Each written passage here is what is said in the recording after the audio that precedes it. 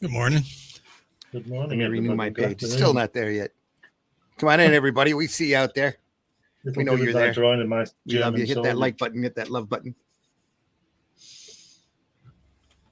You post that on Facebook. See how far you get. It's on Facebook. It's okay. It's there. But my bad. It's further down. There it is. It must have just dropped down.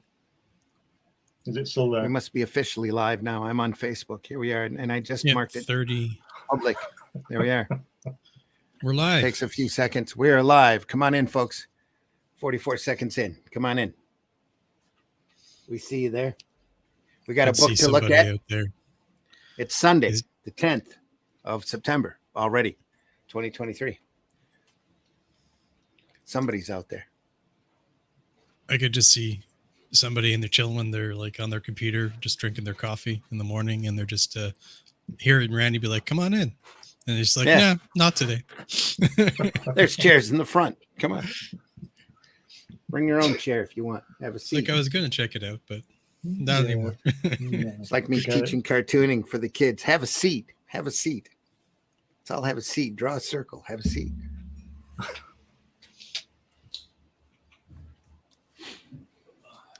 We got a great book to look at today. The great comic book heroes by Jules Feiffer. Ephraim's in the house. I see he says hello. Ephraim, glad you're here. Hello. The Great Comic Book Heroes by Jules Feiffer. Who? Jules Feiffer. Who? Yeah, what's him? Award-winning novelist and cartoonist. Did a lot of work for the New Yorker. It's one of those prestigious cartooning dudes. So used to apprentice for Will Eisner on The Spirit when he was a kid. Wow. About Will Eisner, I just picked up, ordered it on Amazon, splurged for it, the Will Eisner comic and sequential art. There you go. Great. Very good. It's a Excellent. great textbook. Fantastic. Well, I was just looking there. Jules Feiffer's still alive. Yeah. He's 94. I thought he was. Mm-hmm. I thought he died. He did. Wow. You thought he'd be dead by now? Is that, Yeah, I did. Yeah. Yeah. 94. Wow. He would find that amusing, probably. I hope he would. I bet he would. So. Yeah. What Here's our opening. Go. Say what? What was that? Mark Twain quote when he said he was dead in the New York Times. He said, "Rumors of my death have been totally exaggerated," or something. Yeah, greatly exaggerated. Yeah. Here's the Sunday Funnies opening. Here we go.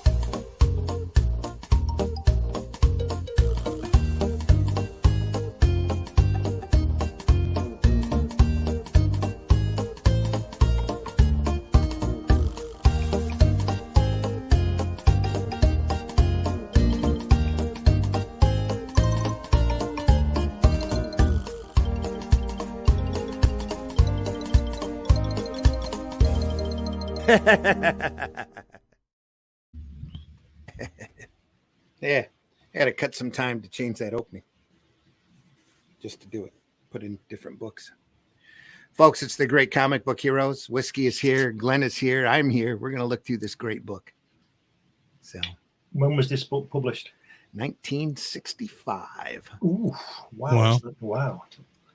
1965. Wow. This is a book that I used to absorb literally in the library. I think I might have been able to check. No, I don't even think I was able to check it out because my parents wouldn't let me have superheroes there for a while. This is how I learned about all the big guns, all the big guys from the Golden Age. Was from this book. Jules grew up with these characters and loved them. And at this point in his career, he was writing novels and doing cartoons for the New Yorker, and went out and got the rights to reprint a bunch of this stuff as much as he could. As we'll see, there's one in here that he couldn't get the rights for, that he got the okay to reprint one page. So that's what he did. One page. That's all they allowed him to do. Okay. So that's what he did. Yeah, it's a great book. It's a classic book. I don't see this at conventions anymore. I don't see it around. I used to buy copies of it whenever I found it and give it out as presents people I knew that would appreciate it. So, Wow. in fact, this dust cover is incredibly well loved. I taped it up a little bit before we went on the air today, but it was in a lot worse shape than this. So, Jules Feiffer, Bonanza Books, New York, the great comic book heroes. Got enough light on that? Probably not. Yep, it's okay. It's all right there. Yeah, you're good. Was it? I'll put it back then. Bonanza. Used to watch Bonanza. Father was a big fan of that show. Yeah, it was good. Bonanza? Yeah. Yeah. What made you think of Bonanza? Because of Bonanza books. Oh, Bonanza Books. Yeah, Yeah. okay. All I remember of Bonanza is the map would always burn up at the Yeah, that's right. in Yeah. the opening. Yeah. With Little Joe and Hoss. Yeah, Little Joe and Hoss. And the Adama from Battlestar Galactica. Yes. Lauren Green. Yeah. And then the other guy who was only in the first one and the last one, I think the other brother who did one. Anyway. He was in he was in sporadically. All depends upon if he was available for different seasons. I think he pops in and out. He was always going off somewhere, wasn't he? Doing something on. He was always dressed in black too. Yeah. Table of contents here. There's a lot to look at. Wow. There's a big introduction. As we go into it, he basically talks about his life and how much of an influence these characters had on him when he was growing up.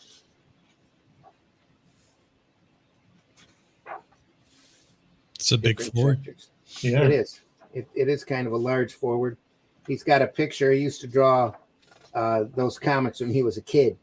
He used to make up his own comics. I think that's in here too somewhere. But he talks about some of the different characters and the influence that he had that he got from it. Wow. That must be in the Guinness Book of Records for the longest introduction ever. It's like an opening chapter. He covers different characters. It's an accompanying volume, isn't it? Jules Feiffer, the intro. There's his Jesus. radio comics. Wow. Look at that. Early Jules Feiffer drawing there. Probably Oh, worth that- tens of thousands of Yeah, dollars. my drawings are better than that from same age. Great stuff. Wow, it's fantastic, aren't they? Look at that snowman with no face. SNA and Alan and Corky. So that's how you get Snap Alan. That's what it is. Snap Alan and Corky. Yeah. Wait, Yeah. say whiskey. I was saying that's how you get to the several $1,000s for a drawing, is that you do a forward that's 32 pages long. There you go. End of that thing, they know your name for sure. Yeah. Well, he runs quotes here. Like he's got a Wortham quote, and he talks about the Comic Code Authority as it came in and how it was a mess, and Wonder Woman and Jeez, look at that. It's probably very interesting to read. different influences, yeah, and his apprenticeship with Eisner later on, and yeah, there we are. Finally, the art. I've got to go now. See you later. Yeah, we got to go. Thanks for watching, folks. We'll see you soon. Frame says, I love the open face, blue smiling. Yeah. I like this 60s font they use. Yeah. Is that Cooper? No. I thought it was Cooper, but No, I'm it's not sure Cooper, now. but it's got Yeah, little flanges on it. That's right, yeah. Cooper That's Black. Not quite Cooper. Yeah. Yeah. Here we go. Of course, you start with the best, or the biggest, I should say, Superman. Yeah. Look at that. The drawings are so naive, aren't they? Well, What do it's you think? 1930, 36? Yeah, but people weren't naive then, were they? But the drawings are really naive, but they're really good. They have a charm, don't they? They Look at do. that logo as well. That's right from the first one. You've got that logo. And they actually gave themselves a byline or credit. So it took them a little while to earn that back after they sold the rights to the character. Were they Eventually about? They did. Were they in their late teens when they were doing this? Yeah. They went after the big gig. They were trying to get a syndicated cartoon or syndicated strip. That's what they were out to do. So they sent that around. They sent Superman around to all of the syndicates, and everybody passed on it. Look at that. Said it was too fantastic. Yeah. Look, Mary, it's a child. The poor Yeah. thing, it's been abandoned. Yeah. Chucking the furniture around. It's been abandoned. He was chucking the furniture around when he was a kid. Yeah. We couldn't get that sweet child out of our mind. Today he'd say, you can have him. He's wrecked the place. Yeah. Oh dear. I believe it can be arranged. Phew, thank goodness. They're taking him. Yeah. They're taking him away. He says it. He says it there. He wrecks the asylum. I didn't realize. He said that. Yeah. Brilliant. This was originally done in comic strip format. Yeah. And then they couldn't sell it to anybody. So was it MC Gaines? And I want to say Sal Brodsky, but I could be wrong. We're up there looking for new material because they wanted to do a comic of new material. And at that point, they only had Detective Comics out that was running new material. They were looking for anything for a book that they were running, and they saw this character, and they offered Siegel and Schuster $130 for the copyright, for the whole thing. For the whole thing, they took the strips that they had done and chopped them into pages. Wow. And kicked him out in a comic. And the rest is history. Faster than a streamlined train. Mm-hmm. More powerful than a locomotive. Fantastic.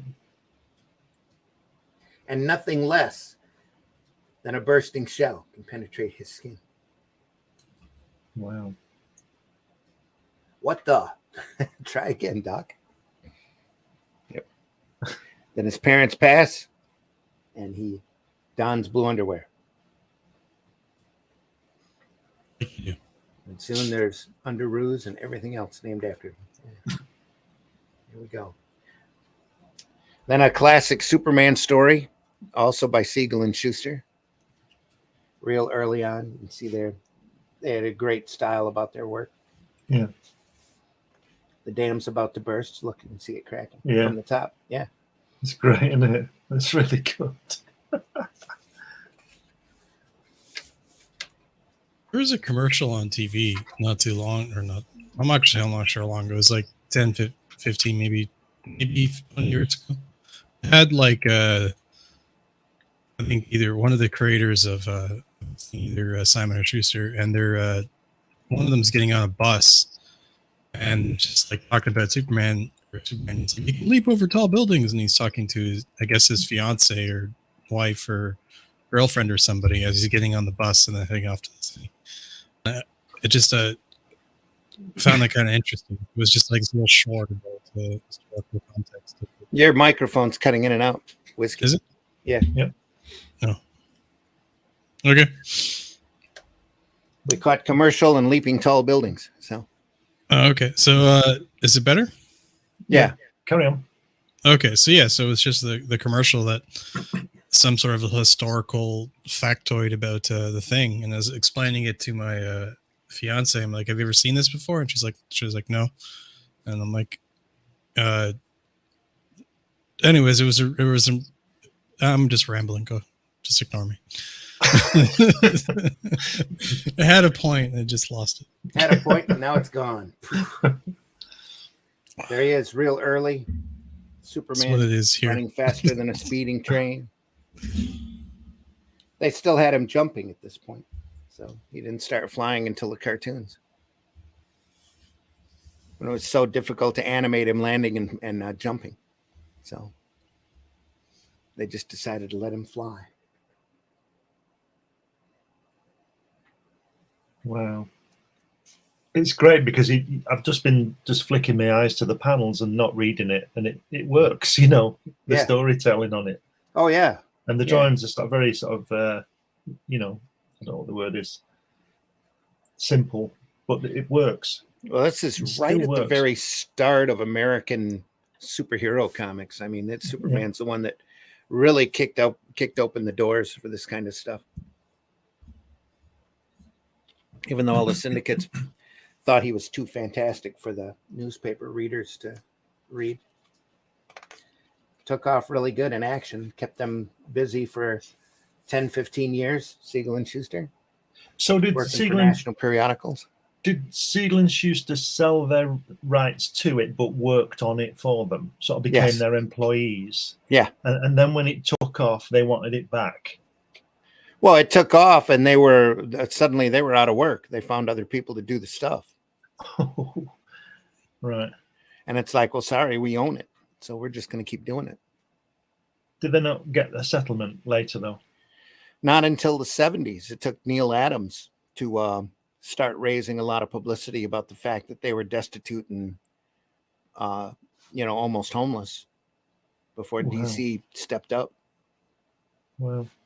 It took quite a while, quite a lot of work on Adams' part. It was I think it's one of the major things that he did in his career was to secure those royalties, because even for securing them for one, you could secure them for all. So and he was also getting the artwork back for Kirby, wasn't he, and making sure everybody got theirs back. Oh yeah, so he was a big artist advocate. Absolutely, he did a lot of things. Neil, didn't he? Pretty good for a grumpy old man. Yeah, I was going to say he comes over like that, and he probably is like that, but that doesn't diminish his other stuff or his passion for the creators for this. We have to forgive him for that, because absolutely, he is the attitude he has. That's what he has. But he was a great artist, and then he did all that other stuff, like you say, for other people. Yeah. And again, the wheels aren't touching the ground here. Yeah, it's moving, isn't it? It's great, isn't it? Yeah. Just like Superman here. Yeah. I wonder what the first one to come up with the wheels not touching the ground thing. That was probably animated cartoons that did that, because of the bouncing and jumping around. So for the longest time, I thought all cars looked kind of like that. Yeah, they're like those big, I like the big wheel arches. They're 15 times bigger than the tire. It's a great old car. Yeah.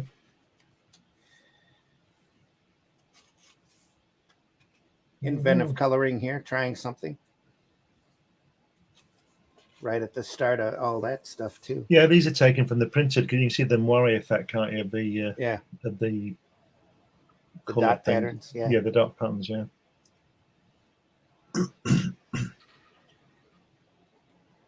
Still very classic stuff. Remember, to win one of the big prizes in the Superman contest, you've got to be a member of the Supermen of America. Be sure to join now. There you go. There's your Merry Marvel Marching Society. Yep. 20 years before that. Everybody tried to do a fan club with the secret messages and a decoder ring. I think that started back with the Shadow. We had and TV Buck Rogers, maybe. Yeah. TV 21 with the Jerry Anderson stuff in it. They have I've not got it now, but you were given a free gift, was like a dial, and you turned it, and it has codes at the end of the pages. And you used to have this code. You put it on A and read the blue one, and it was B, and all that kind of thing. Right. And they used to give these secret messages out at the end of the stories, Yeah. Similar thing. Just to give the kids something to do. Yeah. Remember Little Orphan Annie, the radio program used to have a decoder ring like that. And they'd, hey, kids, today's secret message is turn the dial to H. And then they'd list off a bunch of letters. Yeah, it's great, isn't it? It usually turns out to read by Ovaltine or something like that. Yeah. Ovaltine. It's an old drink, old breakfast drink. They don't still sell that, do they? I'm sure it's available somewhere. I think they sell it over here. I hate it. It's horrible stuff. Yeah. So like vitamins. It's like Nutella. You don't go looking for it at a grocery store. You just kind of find it, A guy I used to know used to, and we'd be in our 20s, I'd go to his house, or we'd going out somewhere or something, and he'd have a big tablespoonful of it dry in his mouth, like cement, Ovaltine or Nutella? Ovaltine. Yeah. You're not a fan of Nutella there, Randy? It's all right. No. My fiance loves this stuff. She's like always. Sure. It's great with peanut butter. Yeah. I don't know. I like hazelnuts. I'm a huge fan of it, but like, I don't dislike it. So who's next after Superman? No. We have that one Batman. page I was talking about. He was Oh, only Captain allowed to Marvel. reprint one page of Captain Marvel Right. Well, with the origin in it. Billy Batson yelling Shazam. And the only reason he got to reprint this was because he was Jules Feiffer. He had a little bit of juice and could Right. pull it from Fawcett and get the okay from DC. But look at the bottom section there that you're looking This at says now. this excerpt will hopefully hang on. I'm in my wrong glasses again. This excerpt will hopefully give the flavor of Captain Marvel. More cannot be printed without unsettling the settlement between Clark Kent and Billy Batson. We thank J.B. Leibowitz, president of National Periodicals Publications, Inc., for the permission to print for historical purposes the following matter. One excerpt, unfortunately, must. Oh man, I'm sorry. I can read it. All right. It says, let's lift the page up. It says, our ex unfortunately must end where Captain Marvel begins. For those not versed in the comic book metaphysics, let it be known that Shazam, the word that adds 2 feet, 10 years. 2 feet, 10 years in red leotard to Billy Batson's scant frame is an anagram. S for Solomon's wisdom. H is for Hercules' strength. A is for Atlas' stamina. Z is for Zeus's power. A is for Achilles' heel. And M is for the million things you've. And it ends. It's actually for the speed of Mercury. Yeah. So there was a big court thing about this because he was obviously Superman and they didn't like that. Well, they had served cease and desist before the Second World War happened, and Fawcett decided to ignore it. And National decided not to pursue it. But they had already, Fawcett, the creators of the publishers of Captain Marvel, had already been served a cease and desist for another character called Wonder Man that ran in Wonder Comics. That was a direct parody of Superman. And the Amazing Man court battle had ended in favor of National Periodicals, which gave them some pull. So they sent around notices to anybody that had a Superman clone to cut it out. And the majority of them did. I think there was 1 or 2 other ones that stopped. But after they did Wonder Man, they decided to add the supernatural angle in the kid. And they created Captain Marvel and felt it was different enough so that they ignored the cease and desist order. Right. And then Superman goes to Fleischer's Studios and gets turned into cartoons for the theater. And World War II happens. And all during that period, Captain Marvel just keeps climbing in popularity until he's selling millions of copies. And Captain Marvel Adventures was out twice a month. And it was just, he really outsold Superman there for a long time. And then Captain Marvel got made into a Republic serial that ran in the theaters, and he's really the first live action superhero character because of them the little 20-minute serials they'd run in the front of the movies. And that ticked National off enough to activate the cease and desist and take him to court. And that court battle went on for years. And then it finally ended in a settlement where Fawcett agreed, because comics were waning at that time back in 53. The Comic Code Authority was about to kick in. The Senate hearings were going on. Fawcett decided that their sales had dropped enough for them to stop printing comics. So they told National that they would pretty much just stop printing the book. And they're not going to admit total defeat, but they gave them, I think it was $250,000. Wow, in 1953. Which at the time, which they figure at the time covered the legal expenses because the court battle had gone on for so long. Wow. I mean, they had the courts tied up for years on this, where they were pulling out examples of Superman doing something and then Captain Marvel doing the same thing a couple of issues later when exactly the opposite was happening. And then Captain Marvel's Fawcett's lawyers would pull out strips of Popeye showing that Popeye did it first anyway. So that's just short of 3 million in today's money. Yeah. Jesus. Can you imagine being the judge on that? Oh. You're used to trying criminal cases. Yeah, you probably or hated funny books by the time you were done. Oh yeah. Oh man. But yeah, they settled out of court, and it's really, the story is really fantastic comic history, because in the 70s, in the late 70s, the DC is looking for stuff to move into other media and to sell. And all of these kids that were around back in the 50s have grown up, and they're now in charge of TV and movie studios and all this. They asked DC, you know what would really sell right now is Captain Marvel. Billy Batson Captain Marvel would sell really well. So DC turned around and licensed the rights from Fawcett to use Captain Marvel. They couldn't use the name Captain Marvel because Marvel was currently doing a Captain Marvel, and some other guy had done a Captain Marvel that splits into different pieces. And so they named the comic Shazam off of the magic word that Billy says to turn into Captain Marvel.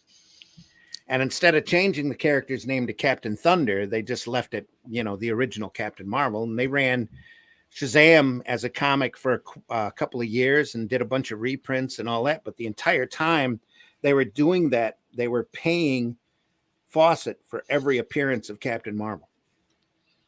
This would make a fantastic movie.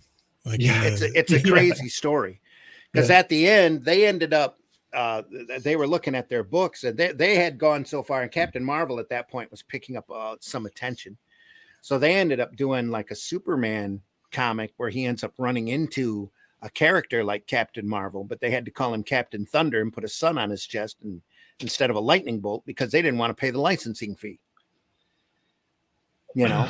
And they would do solid books of Captain Marvel, but they wouldn't any guest appearances. That's why he was never in the Justice League until much later. Well, what happens in the 90s is some bookkeeper comes up to him and goes, "Hey, you know how much money we've spent licensing Captain Marvel? Why don't we just offer to buy the thing?" Genius. And it's like they could have negotiated that in the settlement. Yeah. Just give us the copyright. But it was so meaningless because comics didn't mean anything. It was just stuff you threw on the stands for a dime. And the people that worked on comics were literally third class, looked at as third class artisans. Oh, you do comics. That's kiddie stuff. It's terrible. But they had never considered going in and buying. And then when they did go in and buy it, they bought Captain Marvel and they bought the licenses for all of the Marvel, Captain Marvel characters, Captain Marvel Jr., Mary Marvel, Mr. Mind, and all of this. That they never bought the rest of the Fawcett Pantheon. And there was a bunch of characters that Fawcett did outside of Captain Marvel.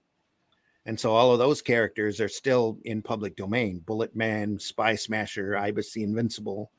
There's a whole great group of characters there. The DC eventually crossed over and used the characters because Fawcett at that point was defunct. So the characters were wide open. They kind of laid a loose claim on the characters, but they can't enforce it because they don't own the rights for all of these characters. And now with public domain becoming such a fantastic gray area of what you can and cannot do, you've got characters like Batman and Superman that are quickly looking at becoming public domain here pretty fast, like within the next 10-15 years. I bet they're panicking on that one. Yeah, they are. Well, Disney's panicking harder because Mickey Mouse is technically, the Steamboat Willie is in public domain already. Wow. But they went through a few years back and did old Golden Age versions of all of those characters, did new cartoons with them, and in order to secure a proper copyright on them. So, but isn't this similar to what you and Russ are doing?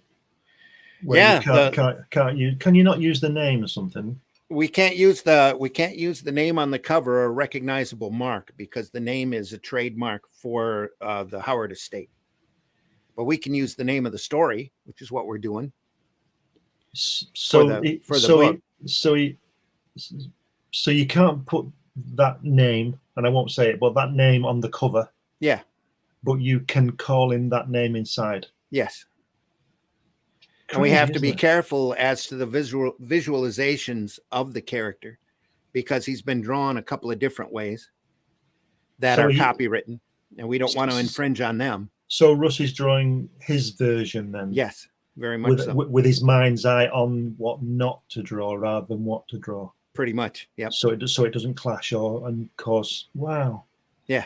Just why can't you just draw the bloody thing and get on with it? You know what I mean? What's well, up with because there's certain people that own certain rights for certain things. The Cull, and the Cull name and trademark is Marvel. There's a squared out crown that's Marvel. That there's got a scar on the side of his cheek that's Marvel. You know, that denotes Marvel Cull. Yeah, that's the same thing I told you about that Avengers strip, isn't it? Yeah. Yeah. Where somebody owns the logo, somebody owns the name, somebody owns the TV series, somebody owns this, and I said to you, and that article I did in Crikey, that beautiful artwork, which they let me see some of it. They sent me, when I say see it, they sent it me on a disc. Is in a box in their archive, and it's been there since 1969. Sure. Yeah, and it's just going to stay there forever because they can't print it. It's probably not the only stuff that's exactly out of print for that reason. So we get punished. Yeah, we just want to look at it. You know, the thing with the Shadow Kingdom though is that nobody's really faithfully adapted the story. Yeah, they've all done their own version of it. So I went through the adaptation that Russ and I are doing is going to have as much of the Howard prose in it as possible, because Howard was just amazing in his descriptions and his writing. Pardon me. That's why he's as popular as he is today. Yeah. But anyway, was it? Did he die in 1930? 36, 35, I think 36, 39. He was 30. He was in his mid 30s when he passed. Right. So and he still had pretty much a chest full of stories that hadn't been sold or placed. So you have to be careful. There's only 3 Cull stories that are in public domain, and the rest of them were reprinted or printed up in the 60s once they found his library and started going through the stories that he had done that he hadn't sold before. So who owns it then? Is it his estate? I mean, was he married? Was he married? No, he wasn't married, but there's a Howard estate. Yeah. Right. Because like I've said, he's got a story in there that was never printed back in the 60s or back in the 20s. It was printed in the 60s. That is an amazing Cull story, just phenomenal, great. Yeah, the structure on it is incredible, and the story is just amazing. But we can't do it because it's not in public domain. Well, anyway, unless we go after the license for it. But once we print this book, they'll probably never let us have the license. Yeah, they'll see you.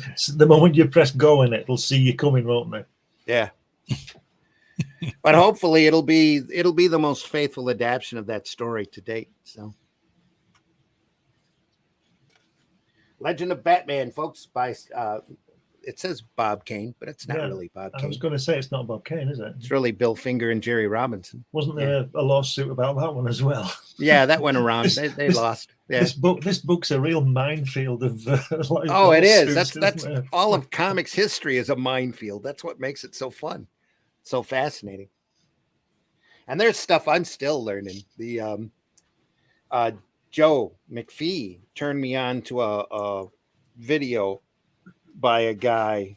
He's got a YouTube channel. He kicks out maybe a video once a month, but he does all this research on the topic, talking about George Harriman, the guy who created Crazy Cat. And I looked at that and I went, wow, that was crazy. Put a whole new perspective on the artwork and the artist and everything. I said, Joe, the person you really need to talk to about this is John Celestri, because he's a huge Crazy Cat fan. I've just got a couple of books, but John loves that stuff and knows all about it. So it's a really fascinating story. The channel is Matt with 3 T's on it. If anybody out there wants to take a look at it, he's got a great channel. Little bald guy, looks like who's that writer? Grant Morrison. Right. Almost reminds me of Grant Morrison. Only he's got a lot softer voice, and he does a lot of research. So getting on the show sometime. Pardon? Thought about sending a message and getting him on the show. Oh yeah, I'd love to have him on. He'd be really cool to interview. He's only done about a dozen videos, but he blows us out of the water as far as viewership goes. Yeah. So he gets thousands of views. But each video is like a mini documentary on a different subject. He's done one on turtles. He did one on Kraigsteen, which we'll get around to here pretty soon. What else has he done? He did one on Adam Warlock because the Guardians 3 movie was coming out, talking about how much of an acid trip that character is. And went through the whole history of him and Kirby and Roy Thomas coming in and throwing in all these elements, and then Jim Starlin coming in and throwing. Anyway, it's a good channel. Batman, Legend of the Batman. It's a classic 2-page origin story. I believe this was in Batman #1. Look at that. How he came to be. Yeah. Russ being a criminal again. Yeah. A crazy hat. What do they call those things, anyways? Anybody Derby? know? No. Is it a derby? No, a derby's a derby's a round hat. They call it a flat cap.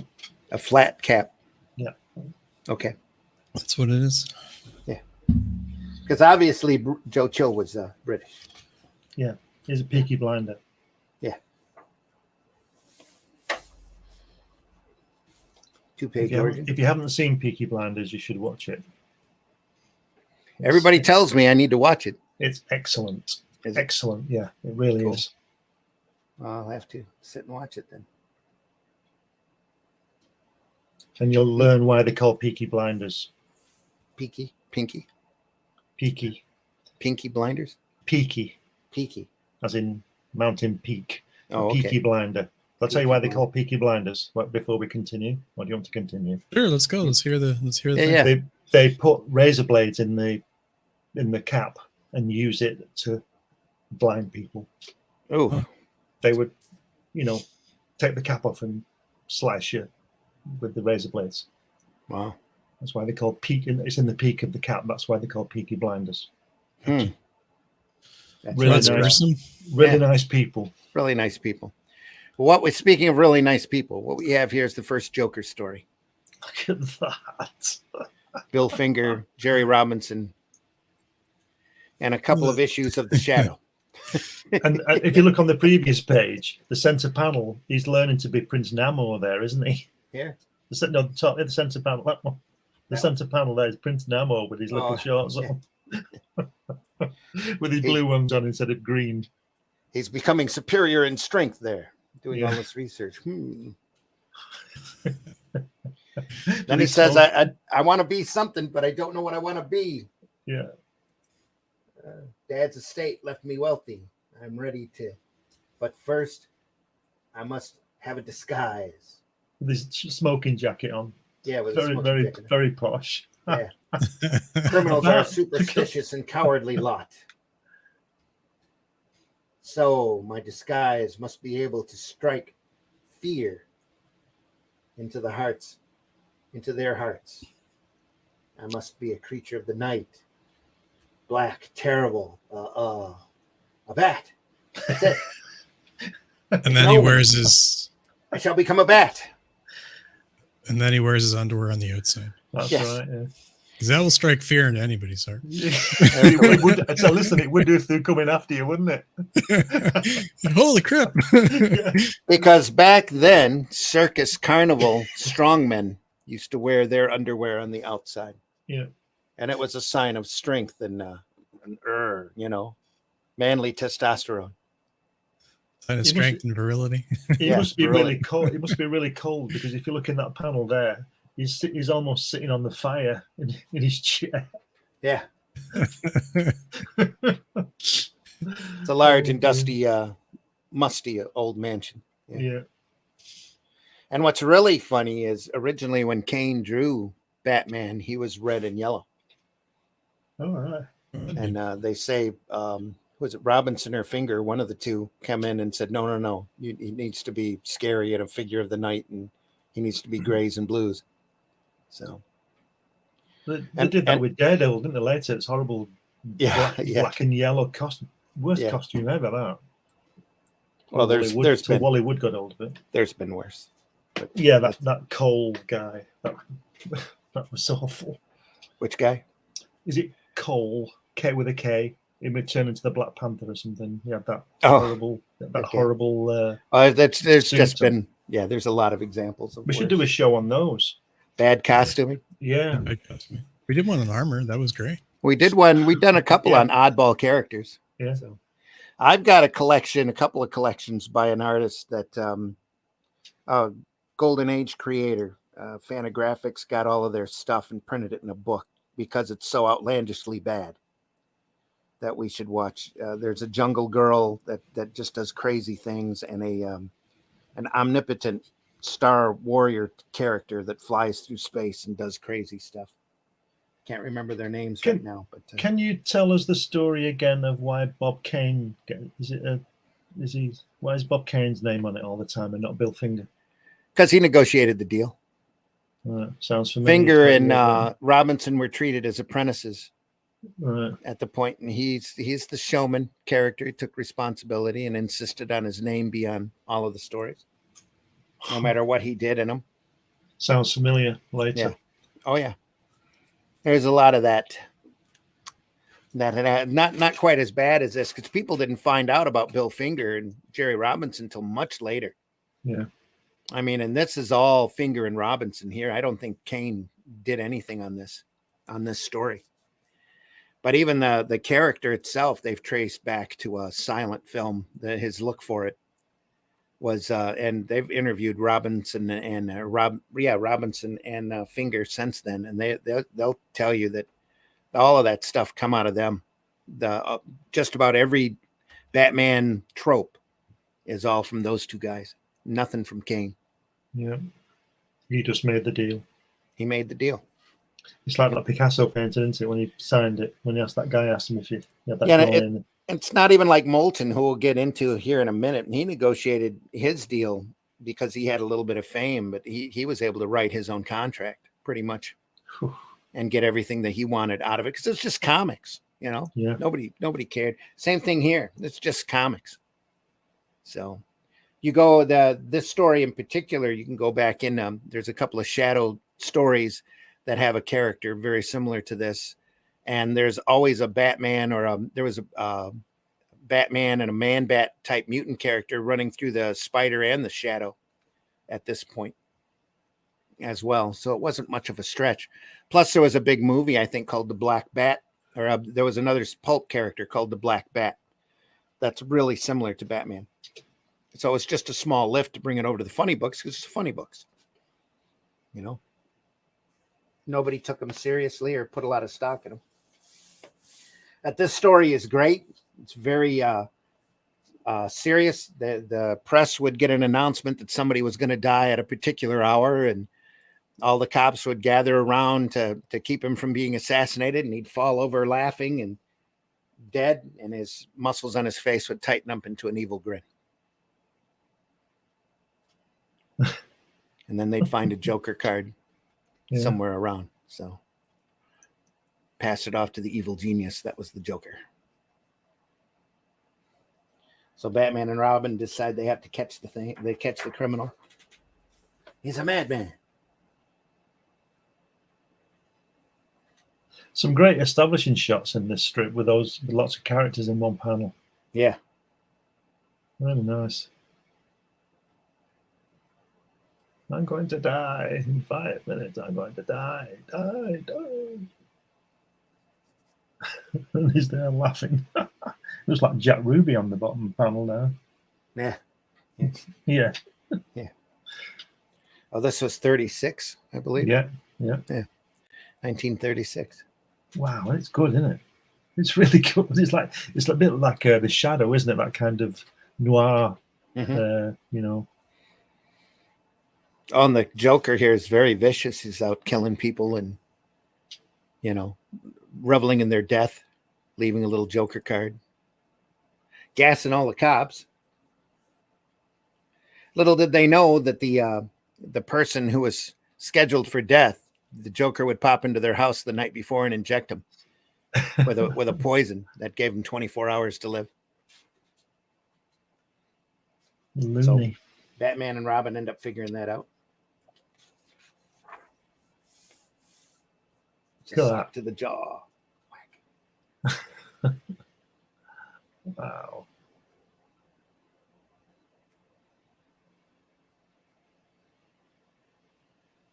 A fight over a bridge.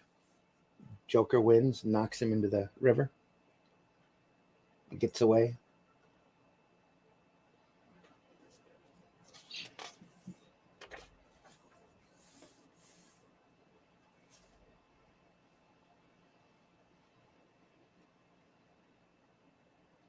Also, at this point, Dick Tracy was well underway, very popular Yeah. in the comic strips. So He's vicious, this guy, isn't he? Yeah. He's a nutcase. I mean, I always knew he was a nutcase, but killing everybody, isn't he? this is his first story too. Yeah. Oh my God! No wonder that Wortham was spinning in his bed, wanting to get them banned. Well, this would have been Code Authority correct because he 20 years You know, earlier, isn't it? justice wins in the end. Yeah. No. And also, they never planned on these characters ever coming back. You know, there wasn't the trope of the reoccurring supervillain hadn't quite come through yet. So Batman socks him. Thwack. I mean, look at that. I leave you here to paralyze to can't read what that says. Perish Where? in the at the bottom there. Perish in the flames. Down I there. leave you here paralyzed to perish. Yeah. Adieu, By Batman. the flames. Ooh, Batman. He gets up anyway. It's great. It's really good, isn't it? Got to get out of here. Grabs Robin, runs. Everybody else in the building fries. No. Yeah. Damn. He's about to inject Robin here. Batman stops him, gets into a fight. Luckily, he tracked him down when he did. What was he going to inject Robin with? Just some kind of That poison that he dies a day later. Yeah. oh, okay. With a smile on his face. With a smile on his face. It's really good, isn't it? It really is good. And note how in the panel there they're not touching the floor again. They're moving, aren't they? Here, yeah. No, on this, yeah, and on the here? next page there, Yeah. where they are actually in midair, That's- so to It's speak. kind of a classic Yeah. pose. I think there was a cover that's very similar to that in Batman. I like is that they weren't even back then. They were changing the camera around. Here's a up the Yeah. Yeah. chest up shot, and they were trying to keep things interesting and moving. Sorry, I stepped out for a second to top up my coffee, so I kind of missed the lead into this. This is fantastic. That's all It right. really is good, isn't it? It is crazy stuff. Look at that. Yeah, that kick at the bottom. Look at that. Yeah. Look at Yeah. that. Sock. Yeah, look at that. That's really good, isn't it? Smacked him under the chin. Robin got a good one in. Matt Black Gaming. Good morning. Good morning, Matt Black Gaming. Nice to see you. Morning, afternoon, all. Vic Do. What up? What up, Vic? Thanks for hello. joining us. Folks, leave a like there if you can. It helps our algorithms. Hit that like button. Hit that love button. Look at Robin's trousers. Look like he's going playing golf. Yeah. He is going to play golf. He's And the back way in his he's smoking jacket, too. yeah, and the way he's got his head he's between those smoking. bars. Yeah. They Red can't skin. keep me here.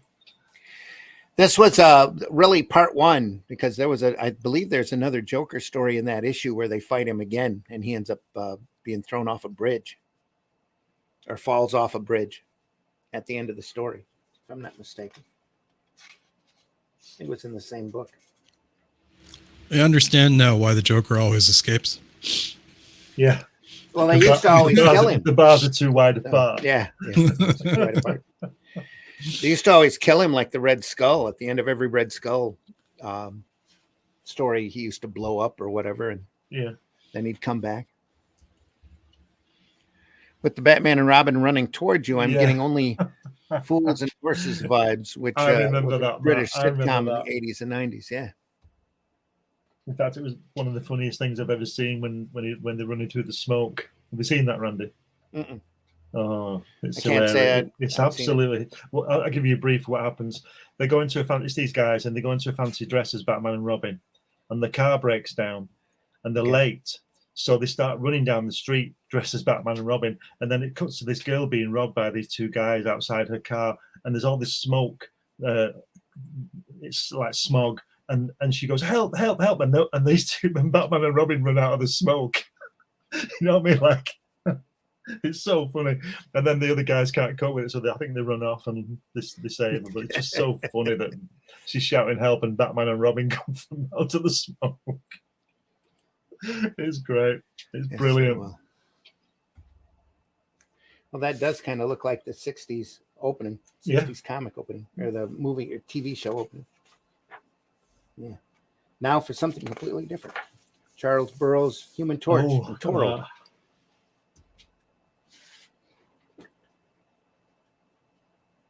God, fantastic. Great movement in that first panel, then flying down, isn't it? Got to know how to draw the body or a reasonable facsimile thereof. In order to draw it flaming. So, how do you say that? Is it Burgos? Yeah, Burgos. Carl Burgos. Carl Burgos. Torch and Toro.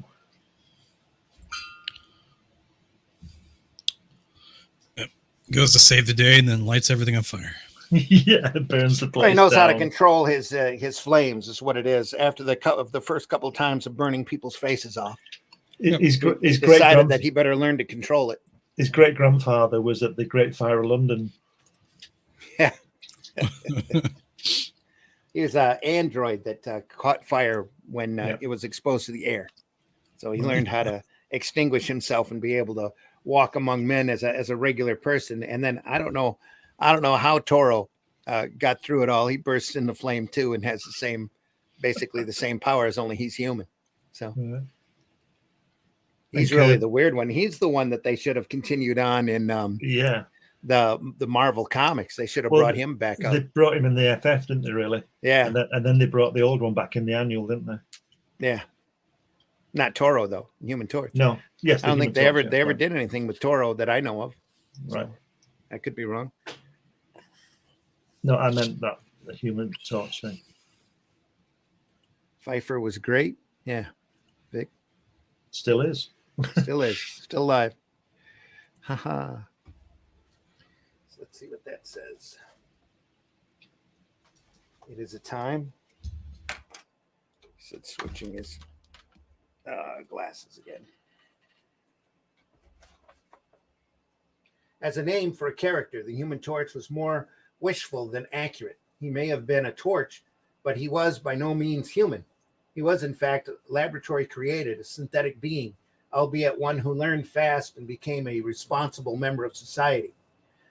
More than can be said for the Submariner. Both Torch and Submariner were early examples, along with the Flash, of the shtick school of superheroes, a school that believed it was no longer enough to be merely super. One needed to have one needed a specialty.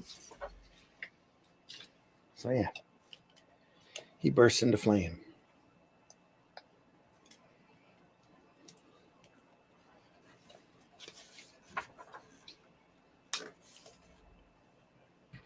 Yeah, a lot of this stuff may look simplistic, but it's very deceptive because it's definitely got a quality to it, and they're still off of the influence of the comic strips here. They're putting in more backgrounds and pulling their camera back and moving the angles around in order to keep things exciting. Again, yeah, Toro looks like Namor, doesn't he? Yeah, when he's flamed out. Yeah. Yeah. So how is he not burning him there? Does he control his flame? He's impervious to flame. Toro is, because he bursts into flame himself. Of course, yeah. Yeah. I don't know how that happens. Don't try to don't try to explain it. Just accept it as comic books. I was that thinking kid about bursts into flame. Yeah. I was thinking about the previous page. We were talking about how they came up with like the idea that all the superheroes had to have their own individual thing, right? Mm-hmm. Again, I hate to be the judge litigating all this stuff. Well, yeah, that you didn't see you know, a lot of these course cases never went to court. They just stopped once the Amazing Man case went through. Nobody kind of argued with it, but everybody started picking up a specialty. You know, they all stopped being Superman clones. They had to do something else. So this guy breathes underwater. This guy bursts into flame. This guy's got a shield that he throws. You know, that kind of thing.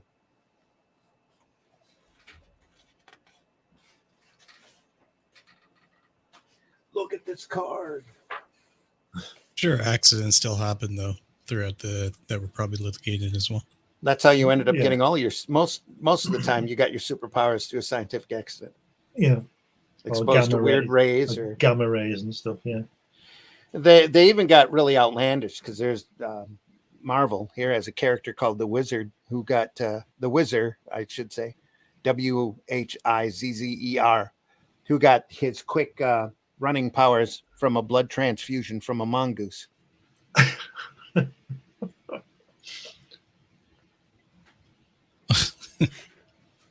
Took me a minute to process it in my head. Mongoose.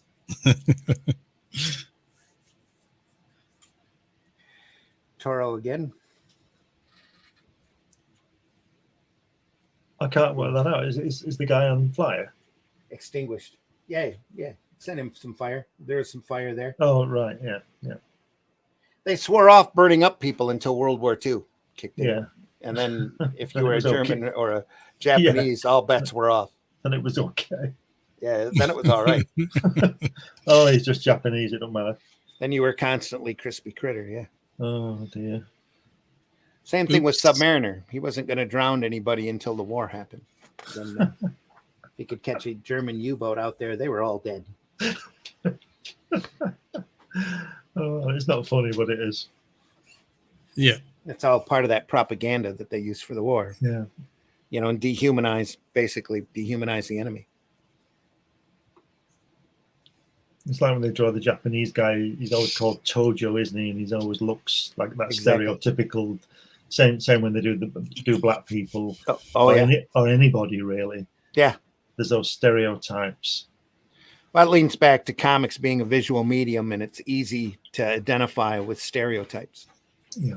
You know, though it's not culturally appropriate, it's what they did back then. I mean, let's be honest, even the white people are stereotypes, aren't they? Oh, yeah. That's why you don't see any mention anymore of Little Abner anywhere, and that's the best hillbilly comic strip you've ever seen. So, yeah. You see a Viking in a comic, he's a big, burly, gigantic man, right? With red hair and a horn, big beard. Yeah. Beard. Or a Frenchman with his onions around his neck. Yeah, exactly. I personally don't think there's a lot of malice in most of it. You know, I just think it's a bit of ignorance going on. That's exactly it. Yeah. For the most part. I mean, for the most part, yeah. There's always something in there. Especially when it came to the war, there was a lot of malice there. Yeah. I'm going to add that to the tabletop game I've been developing, right? Because it's all centered around knights and stuff. I'm just going to add an onion banner. Yeah. Yeah. Yeah. Do it. Put it right, because there's a faction there called the Merovingian. They're basically French, fleur-de-lis and all that stuff. Well, there you go then. Yep. One shall have onions right around their neck. And a beret and a striped shirt. Black and white striped shirt. Here, the Human Torch is able to control his fire into fireballs, which go around burn the shoes off of the bad guys. Great. Then he takes his fire and winds it up like a roll of tickets. Wow. Rolls it out into a rope. That's great, isn't it? Because that'll work. I like the way he's already wisecracking. Yeah. I love this stuff. This is great. It's fantastic. It's really good. I've not seen a lot of this stuff before. I know it's around, but I've never actually seen it. This is the stuff that inspired the stuff that everybody who loves comics gets into. I think the thing that comes through though, it's like with every Jack Kirby comic I ever read. It's just it's just a punch up, isn't it? It's just a fight. Yeah. There's no sort of subtlety around it. Just the bad guy's got a gun and they chin him. Well, they knew what they were around for. To entertain the mostly kids, mostly boys. Yeah. They weren't They weren't afraid to cater to their market. Here, El Toro comes zooming through this between this guy's legs. What the hell are you doing? No mention at all of Great Balls of Fire. Boom. Wait a minute. Let me get my bell. There we are. Yeah.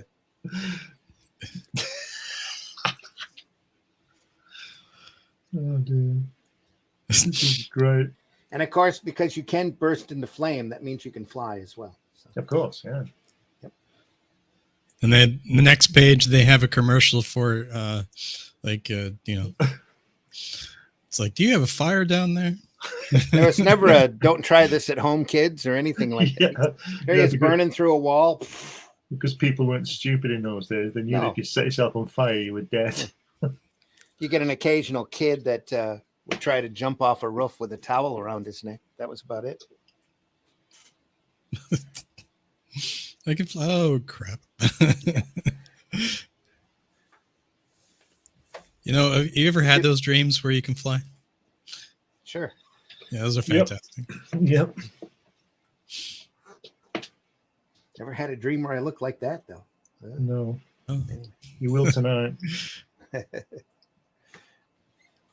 It really moves, doesn't it? The whole thing is moving. Like when he's coming through that door at the top. It's really good work. Oh yeah. I think the drawing's sort of naive, but the essence of it is there. Yeah. The movement. Well, if you could draw and write real well, you got yourself a comic strip. Yeah. Then you were in a couple of hundred papers and you were making more than a living. Sorry, go ahead. Yeah. Could you elaborate on naive? Just because I wanted to hear your explanation of it, like because you said their drawings are somewhat naive. They're just naive. They're sort of amateurish. They're not simplistic. They're simple. Early. Yeah. They're not detailed. Nobody looks like that woman, do they? I mean, with any stretch, that kind of thing. I don't know about that. Well, all right then. Maybe some people do, but I was being good for once, Randy. I hear you. But I think they're very charming. They have a charm. Yeah. But look at what he said. She says there, my hair is burned off, and he says, just a haircut. It's only a flesh wound. But look at the anatomy. What we're saying there, Whiskey. Look at the anatomy on him in the center panel of the second page there. It's very, it's very simple. There's nothing. It's not correct. Mm-hmm. It looks somewhat like a horse, actually. Tricks up your sleeve. Forget them, unless you want a blazing mud pack.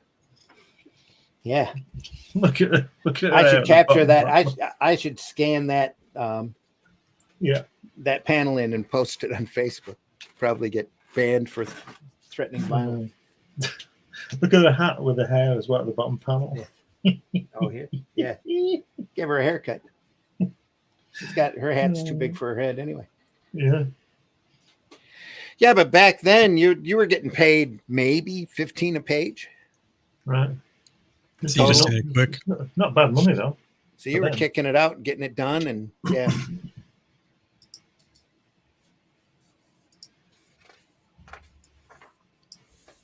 Do we get to the comments in a while?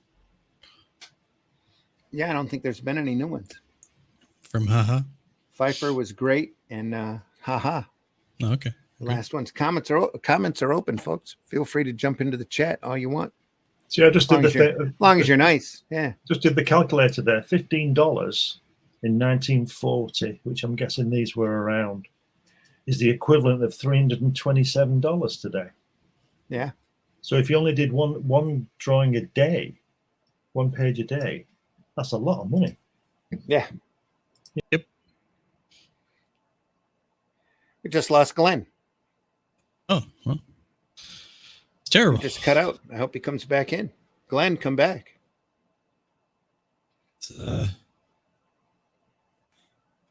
English just the island blew up and it sunk into the ocean, and that was at the end. No, he's back. Yeah, it did just something went wrong there. I just fell out. I'm back. Yeah.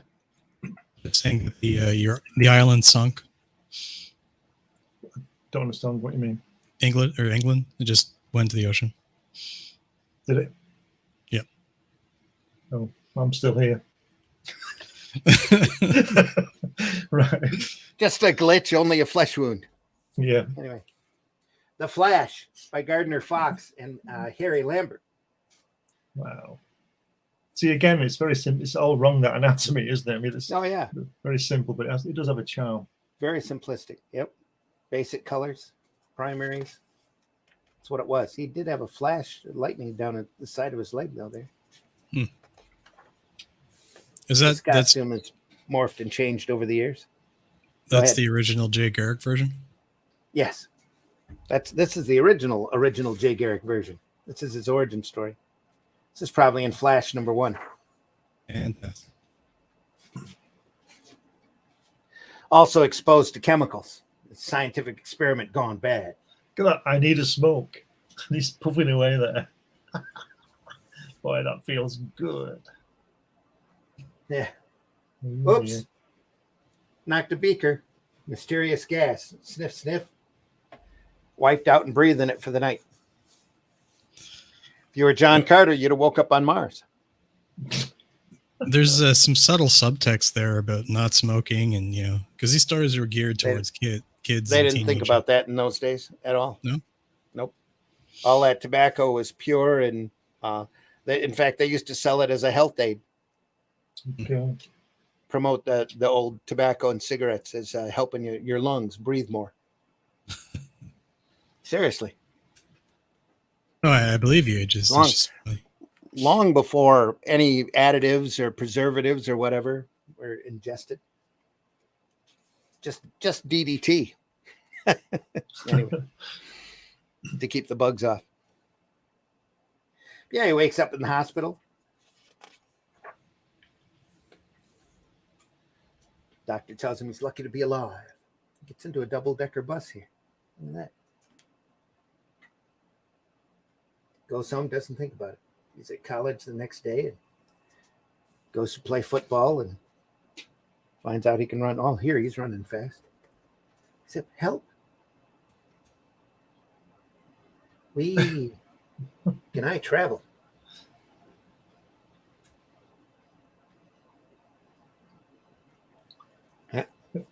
You sprang from the thin air. Never mind that. Stamp this book.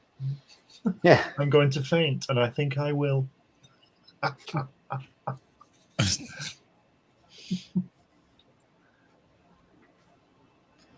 love Sorry, go on. I was just saying the coach's pants there. Yeah. He doesn't need to wear them. Oh yeah. He's going to turn into Forrest Gump here, isn't he? That's the style of the day. Yeah. Run, Forrest, run. Run, Forrest, run. There he goes.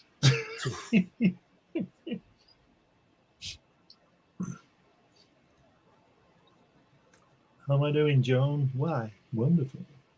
The next day he learns he can play tennis with himself.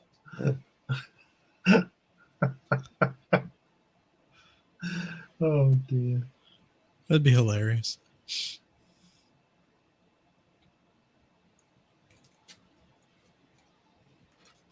There's a lot of charm in this old stuff. Yeah. Look out, Joan. That car there. Is that a drive-by? Is that what's happening? An early drive-by, yeah. Yeah. It's back in the 30s. They were mobsters. Looks like he's saluting Hitler, doesn't it? Like he's got his arms. Hitler, isn't it? Oh, here? Yeah, but it looks like he's got this. Yeah, it looks like he's. No, he's sticking a gun out. That's a gun barrel popping out. Look out, Joan. This is just barely, I think, before the war. Yeah. He catches the bullet. Ooh. He thinks he's Ozymandias. I think you're marvelous. Look at this guy's mustache. Holy crap. That's the Joker. Yeah. Oh no, John Williams is dead. I like the way they introduce themselves. I, Sir Satan, say that Williams will now tell us the secret base of the atomic bombardier or bombard. Is it bombardier? Bombarder. Atomic. Bombardier, yeah. And I, Sergei Orlov, surgeon extraordinary, will give his daughter her life if he tells. What of me, you Jural? Which is weird because this is before the war. Yeah. Right before the war, but before the war. Mind you, Kirby said there was a lot of Nazi people in New York, didn't they? They were all there on street corners. Oh, they were all over, yeah. So, Heck yeah. And they were the bad guys.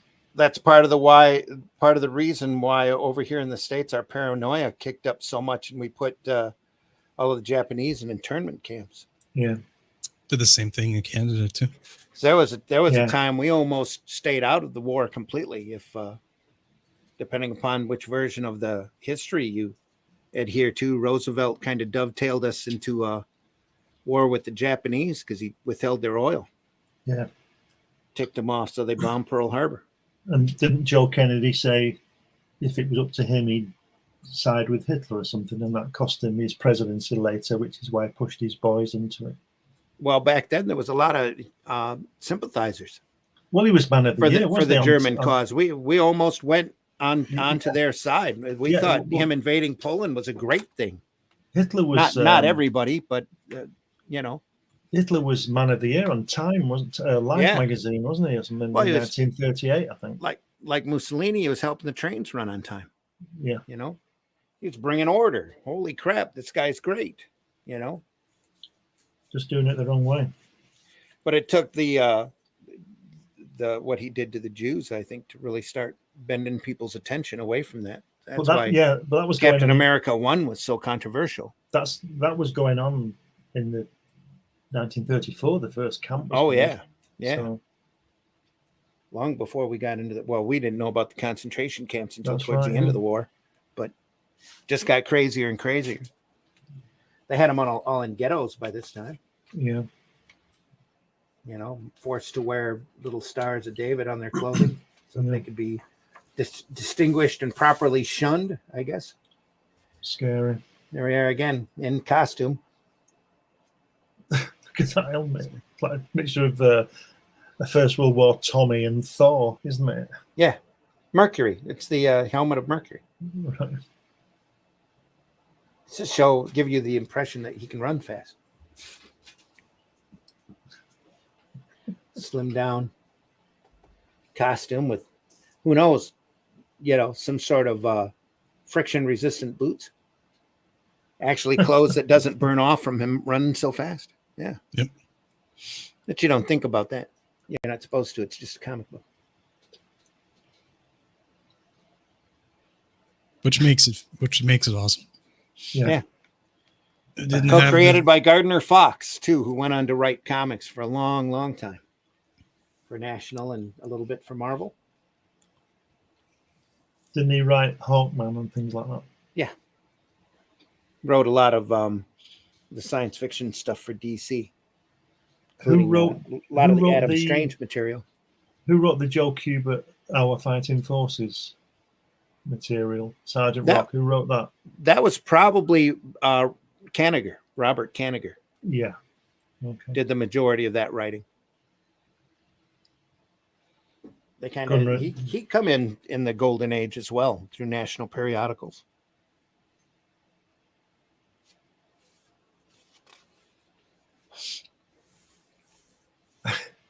They're real adventure stories, aren't they? Yeah, they really are good. Guys in airplanes with the machine guns, little pop toys, almost. Oh, help. Is it war? A madman. What's that a line? This will get enough police here so that our attack on Joan and her father will go off like clockwork. Doffs his clothes. That's fantastic. Is it war? It's a madman. It's not because it's just a regular plane and it's just a it's a handgun. I think they call it a generic plane, don't they? You know what it is. Yeah, pretty much. There's no plane like that. Luckily, it's not a biplane. Yeah. At this point, yeah. He's shooting through the propeller. That's a modern plane right there. Coney Island. Yeah.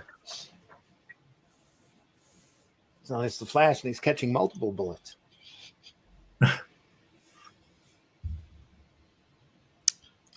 I would have liked to have lived in the 1950s for aviation. That'd been fun. 50s? Yeah. Yeah. Think about how cheap materials were compared to today. You could actually build your own plane, get an airfield going, own land. Oh, yeah. Yeah, there's a lot of things you can do back then you can't do now. Well, if you think about it, Neil Armstrong, when he was 15, 16, that would have been the mid-40s. Mm-hmm. He didn't build his plane, but he got his pilot's license before he got his driver's license. Hmm. And he took it upon himself. He wanted to go to some convention somewhere. I think he lived in Ohio. And he wanted to go to an aircraft convention. It was 300 miles away. And his dad wasn't around. His dad was late or gone to work. So he just took himself off and he flew all the way, a 600-mile round trip. And he was 15. That was, what a... Imagine that. Imagine when you were 15, when you two were 15 and you got in an aircraft and flew 300 miles. Yeah. Without telling your dad.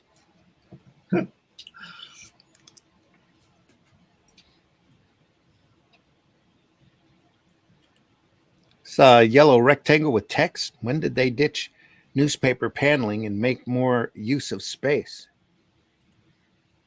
I don't know if some of them ever did. You're talking about this here, just in case there was a lot of dialogue to be written in. Usually all of this stuff was scripted at that point, so I'm not sure why they would do a long rectangular panel there, just not throw a caption box in.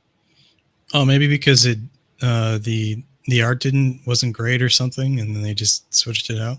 I don't know. They might have. I don't know why he would have left it open like that with such little dialogue. Usually they'd fill it up like this. It's a lot of open. There's a lot of open space sitting there. Maybe it has something to do with the way that his the panel layout, because he's looking away at the plane at that point. Mm-hmm. So yeah, it could be just like a little bit of a time gap. Well, you're also coming off of the era of the silent film too, so maybe the balloon boxes needed to be. Here's a beat. Here's a beat. Here's a beat with letters. Well, the yellow, the story and moving. The yellow catches your attention, but if you look at the top panel, there's a yellow panel. Look at the bottom left, there's a yellow panel. Bottom, the middle right. Sorry, right. It's basically it's like a cross shape, right?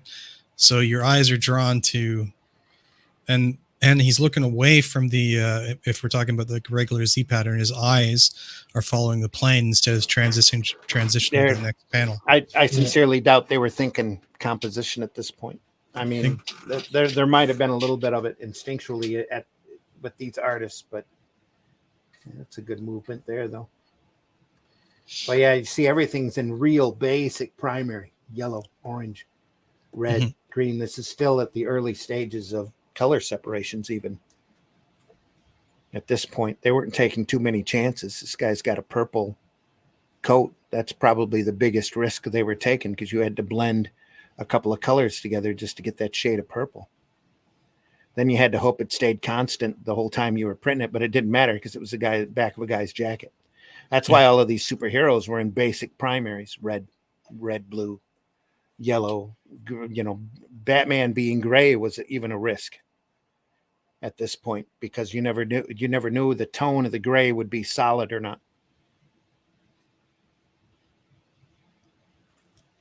That's why they made the Hulk green even as far up into the 60s. They couldn't trust that printing process. On to the Green Lantern.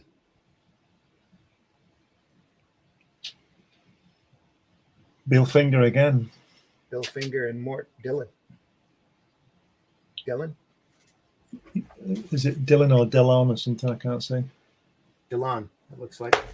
Are those the creators of the Green Lantern? Those two? No, the Marty Nordell is credited to at least creating the way that Green Lantern looked. So he was an artist. Yeah, Marty was Right. an artist. He was around for quite a while. He just died maybe 10 years or so back. He used to Wow. do conventions a lot.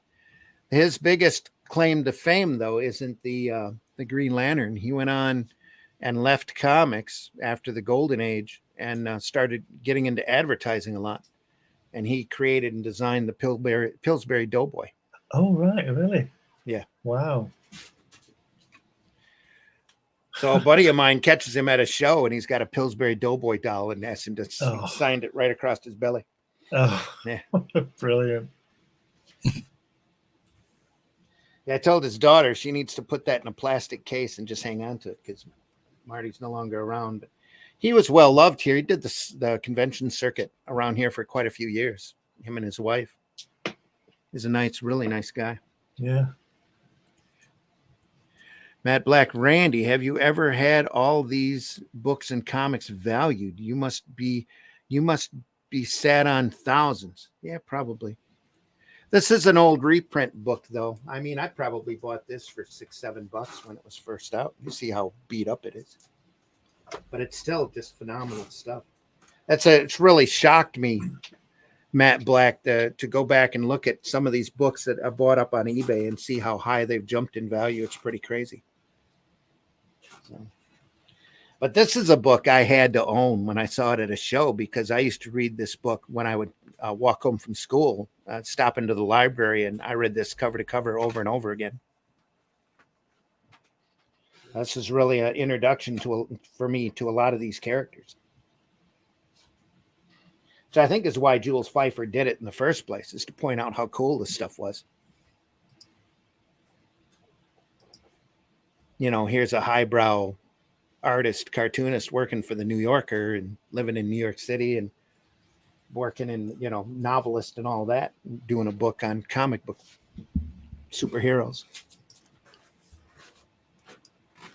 Raise that level a little bit. Those are always interesting and fantastic stories, Randy. It's just great stuff. Got to get that book out, Randy. Get the writing pants. Look at that. See that guy on the left-hand page with the blue trousers in the centre panel? It looks like Scotty off Star Trek. Here? Yeah, but don't look at not in that panel, but in the panel where he's got his blue trousers on.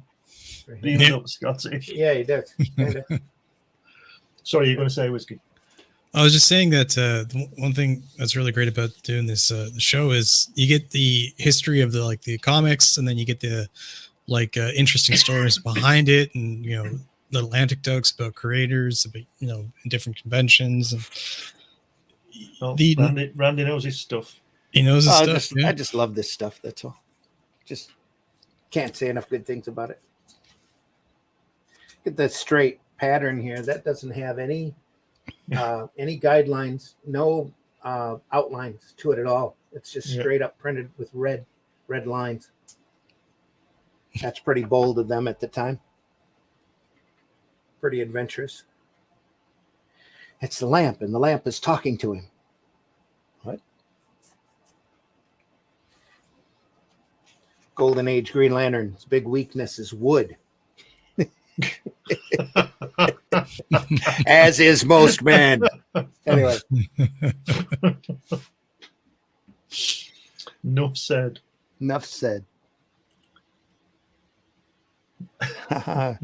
Singing the same thing, Glenn. Says, so the format and style, like collected newspaper strips, was more about keeping it simple, not risking their publishing future. Who was the first to break the paneling mold? Oh, that's a really good question, Jonathan. Thanks for listening, by the way. Jonathan, a lot of this stuff is patterned after the old comic strips. You look at the old comic strips, they're the same way as this is. You really didn't have, you had your occasional folks playing with panel layout at this point, but most of the time, especially on these kind of books, because of the way that they were made and the amount of money these guys were getting, it's just a straightforward job. Panel, with the story inside of it just to sell it. And, they bought it by the page, so they had to kick it out as fast as they possibly could. There's old stories about guys that have kicked out entire issues over a weekend. There was a really big urban legend, maybe, but a story about Submariner versus Human Torch issue, where they needed it to get it to press within a week. And there was a huge snowstorm in New York. So everybody hunkered into this one guy's apartment and they all drew all weekend. That's all they did. They drew on the kitchen table. They drew on the couch. They drew in the bathtub. They just sat there and swapped pages back and forth until everything was done. And then they slept when they were tired, woke up and got right back to work. Yeah. But playing around with panels, if you look at the early comic strips, you'll see strips like Little Nemo and Crazy Cat especially start playing with panel layout because they had this wide open space. And back then they had an entire page of the newspaper usually to tell their story. So they could do all sorts of weird design, weird panel layouts and stuff. And that just transfers over into comics later on. As we go along, more people get more crazier with it. Then you get people coming in with a design sense out of advertising a lot, like some of the early Marvel artists like Gene Colan and especially Steranko comes in and really starts saying, you've got this much space, let's play. And then they start bending everything around. Neil Adams is known for a lot of crazy panel page layouts. People like Krigstein, again, well, we mentioned him earlier in the show. They used to do for EC, they used to print all the letters on the page with a very rigid, usually 6 panel layout to the pages. And they sent him a story one time and he got back a hold of the editor and told him he was going to be late and that he was going to change the panel borders around a little bit, which made them real leery. But he ended up turning that 6-page story into an 8-page story, which really threw them off because everything was very rigid back then. And page count wise.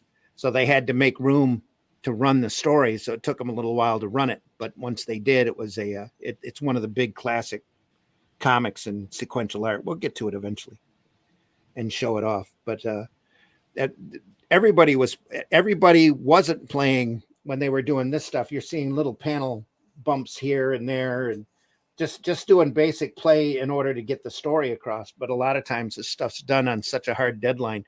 They just had to get it done, get it out. So a lot of it was without thinking. You see here towards the end of this story, the backgrounds are completely dropped off. Very simplistic, even more simplistic than what you were getting here, because I'm sure he was pressing a deadline and just had to get it done. Boom, boom, boom. Is it my eyes, or has he got blood on his face on that panel where his costume? Here? At the top, other page, top panel, to the right. There, yes, yep. Right.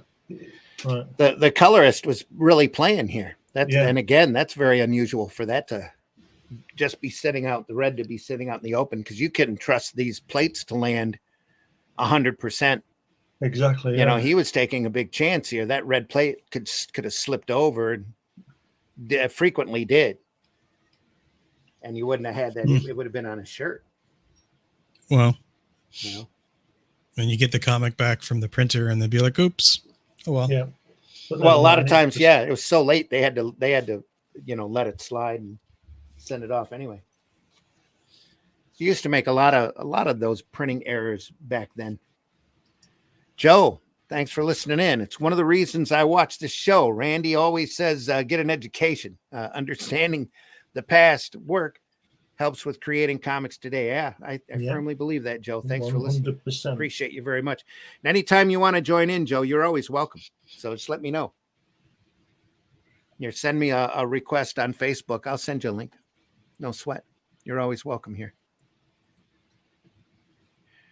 In fact, it'd be good to get some different blood every once in a while, especially on a day like today when Russ is on holiday. So after Green Lantern, the Spectre. Oh, look at that. Jerry Siegel again. Jerry Siegel creation. Yeah.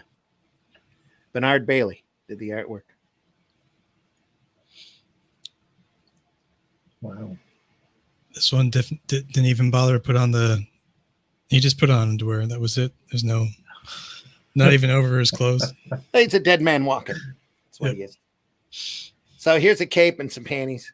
Get some gloves on. Get some boots. Didn't Murphy Anderson draw this in the 60s? Yeah.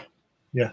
Same Yeah. same character. Yeah. Oh, this character's been around. Well, that's like I said, this is a Jerry Siegel creation here Yeah. with Bernard Bailey. He's pretty much God. The Spectre is. It's a nice composition and logo as well. They've done there. They spent a bit of thought on Yeah. that. Yeah. Coloring's good as well. That's probably Bailey. Yeah. Working through here.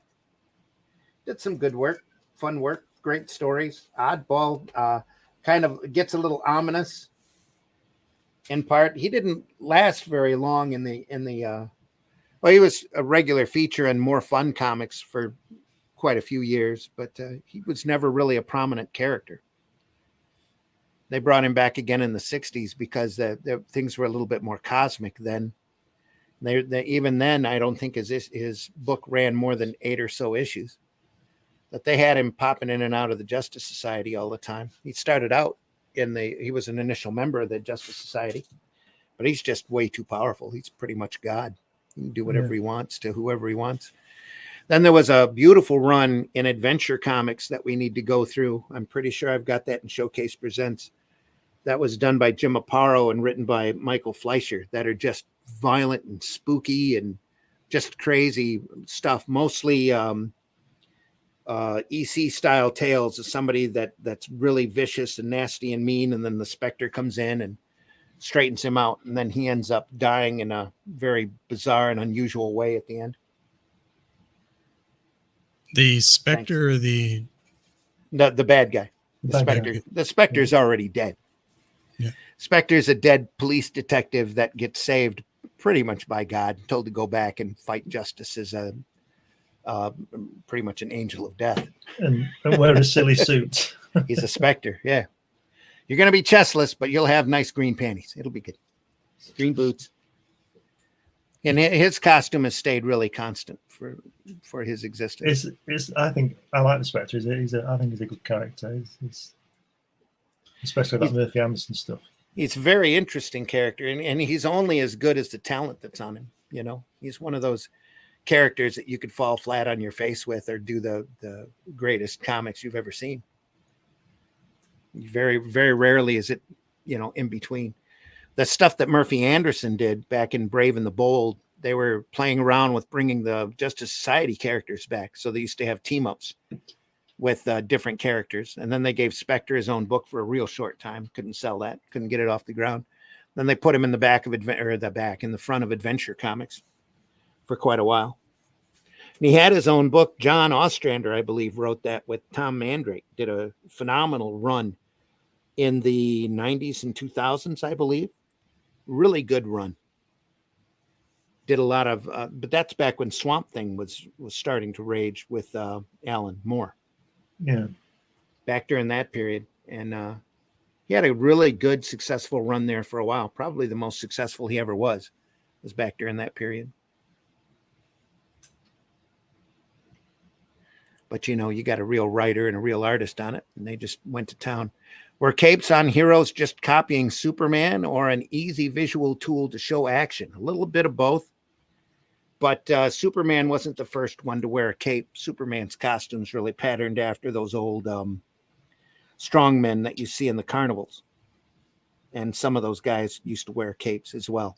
I think that goes back to Victorian dress. Then just became more of a showman type thing and then became a comic book staple.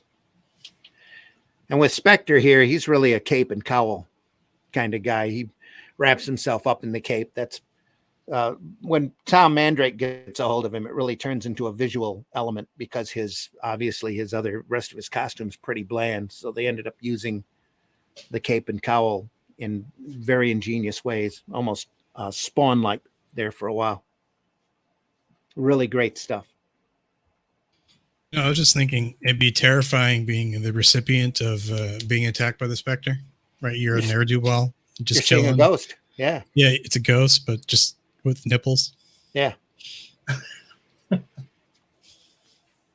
Nope. He's like Ghost Rider, though. He's the spirit of vengeance for the Golden Age, Earth 2, BC.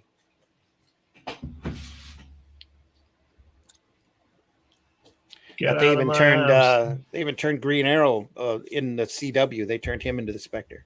So, but they didn't have him in this outfit. Yeah. But he was already wearing a cowl as Green Arrow. I don't like crooks and murders. Should that be murderers? Probably. Get out of my house. Ooh. No, you're going to be playing a harp, sucker. You had your chance to play along.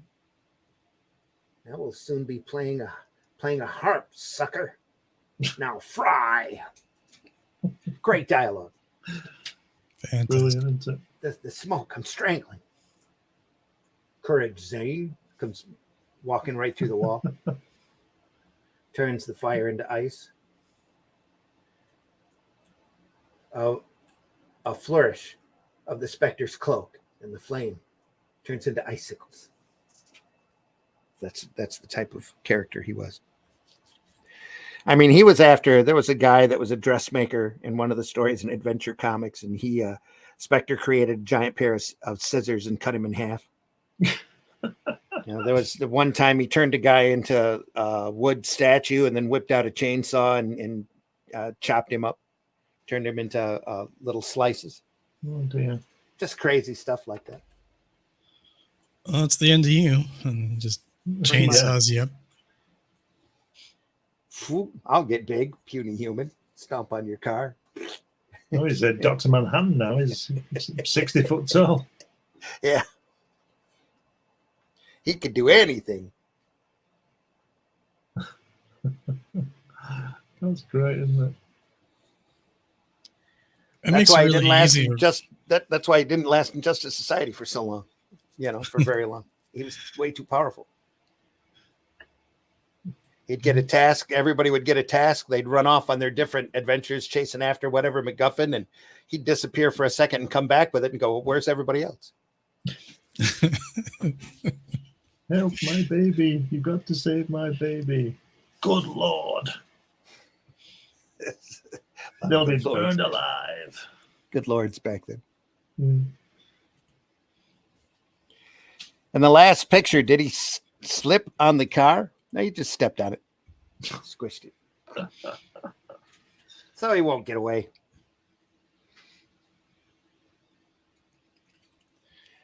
Jonathan goes, "Why is Dick Tracy throwing a Molotov?" Because he can. Because he can. Where was he? Back here? Yeah. No, you're in the bottom. Tracy. Oh, yeah, I guess so. Yeah, look at that. It's a bad guy here. Everybody used to dress like that. Oh, yeah. Not Dick Tracy. Look at that weak chin. How can that be Dick Tracy? Dick Tracy's chin comes out to a point. Crazy. Well, maybe not the early Dick Tracy, but good Lord. The roof is giving way. They'll be burned alive. This is the torch. It's a cone. It's whole different company. Yeah. And this was in a book called More Fun Comics. Yeah. I was talking about the flashlight. Yeah. How it's a cone shape. I just used torch. It's a mighty powerful flashlight there. Spotlight. But he's Spectre, so he can get whatever he wants. Yeah. We're safe. Thank the Lord. They're saved. If it wasn't for that fantastic man. Why? He's disappeared. Just on the other page, just blown him up.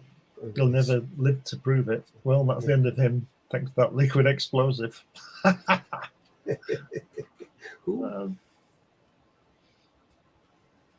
Some call me the Spectre. Look into my eyes. Look deep. See the faces of those who died because of you and are waiting for you, Dr. Craig. Join them. They're all in hell. What? A scream. Dr. Craig collapses. Dead? One less vermin to peril decency. But there are others who need my attention, and the Spectre is ready. Bwahahaha. More fun comics. More fun comics. For further Fantastic. adventures of this new amazing comic strip character, which is thrilling thousands, read every issue of More Fun Comics.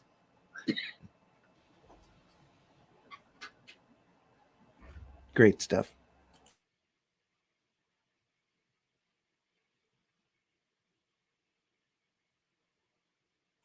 Whoop. Sorry about that. I need to change my icon here. It went away. What happened? Sorry, just housekeeping. There we are. Who's next? Hawkman. Joe That's Cooper. great. The face. Early. Another adventure of the winged Phantom of the Night, who from time immemorial has fought the cause of justice against the force of evil. The Hawkman fights the evils of the present with the shadows of the past. Do you know what would be really funny if Hawkman, when he takes his hat off, he's got a really big nose. Yeah. Let's have a big nose. No, not really. Wouldn't that be great? A real schnozzle, that'd be fantastic, wouldn't it? Like he had to look like that because his nose was big. Just a beak. It's just a beak. It's kind of like those plague doctor masks almost. Yeah. Yep. Very much so. Wow. I'll just tell say I'm this. the hero. I'm in the green suit. Yeah. If you look at the 5th panel with the sword, things don't change, do they? Yeah, that's ridiculous. Yeah. I think he's got a secret compartment in the beak. Well, yeah, he keeps his sandwiches in there for later when he's a bit peckish. He doesn't have a shirt to hide it in, so yeah, maybe. That's his utility belt. Yeah. That's a real Flash Gordon there, that guy, isn't it? Yeah. Probably the main inspiration, the Hawkman. Yeah, wouldn't surprise me. Nicely set, though. They're very, very moody. Yeah. Really good. Who's the artist on this one, did we say? I think it's Kubert. I'm pretty sure. Early Kubert. Really? Right, okay. I could be wrong, though. But, well, as much as I like it, he certainly improved. Well, everybody gets better. The more you do, the better you get. But he'd be a teenager at this point, late teens.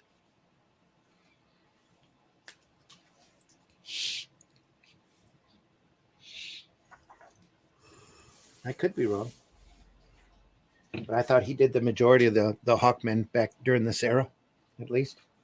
Wow. And he looked like this. He didn't look like how he looks, his modern style. Yeah.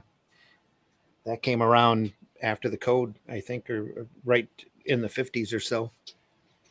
He developed that style, did tour, and was working on the war books for DC. Speaking of God, I think I've just been saved a job mowing the lawn because it's starting to rain. They didn't make it that far. Didn't mow the lawn yet. No. I was going to do it after this show, but God said no. So that'll be the neighbors upset another day. Flashlight torch is like one of those adverts you get on Instagram advertising 50 million lumens and for $50. Yeah. When you buy it, it's no brighter than a candle. Absolutely. Yeah. I learned early on you don't buy stuff off of any of these platforms. It's just none of it's what they advertise. I've got I bought a 2-foot tall Maltese Falcon replicant, thinking that I was going to have a great statue, and it turned out to be about 6 inches tall. And he turns up with some Taj Mahal reference for a palace. He was an archaeologist, if I remember right. Gets into an old digging and finds the the hawk and the wings and the that guy lighter than air belt. That guy in the last panel with the purple, he's from Carolina. He says, "Hurry, y'all, hurry." I know it doesn't say that. No, it says Yalla because in the previous one. I know. I'm just saying y'all.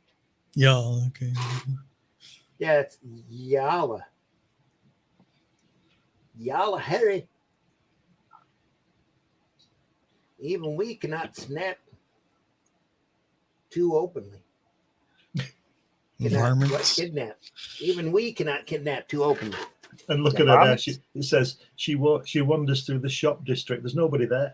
She just wandered with a displaced arm here. It's longer than it should be. Yeah.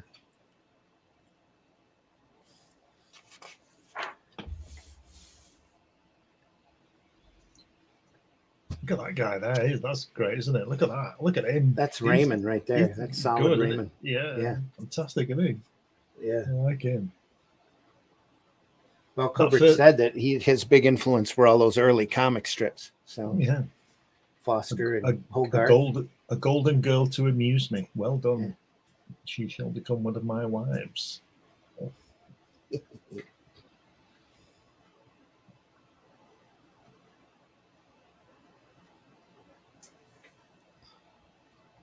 Looking mysterious in front of a checkerboard there. Natives are running. Great folds on that very, very first panel of that guy looking at the big guy with the top panel, top left. Yeah, but the top left. Look at the way that fold. No, on the other page, the first page. Yeah, the way he's folded over his shoulder there. It's fantastic, isn't it? Mm-hmm. Yeah. And that look he's got in the next panel. It's really good. Yeah, this does remind me of a panel from Raymond, Alex Raymond from Flash. But the panel below it, he suddenly turns Chinese. Yeah. He sure did. And that's obviously like a Fay Ray girl, isn't it? Yeah. That's the Hollywood hottie of the day. Yeah. Those arrows on the other page going into the window there. Yeah, that's great, isn't it? He brought his trusty slingshot. We call that a GAT over here, G-A-T, a GAT. The slingshot? Yeah. Really? Okay. Yeah, we used to have things like that when we were kids, and we used to put conkers in them. A GAT over here was 30 slang for a gun. Right. I've always known like a Tommy gun. Go ahead. I was saying I've always called that a sling, but not a slingshot. Yeah. We used to have sort of plastic things, and with the elastic on them, we used to fire things at people, fire stones at them, and conkers and things like that.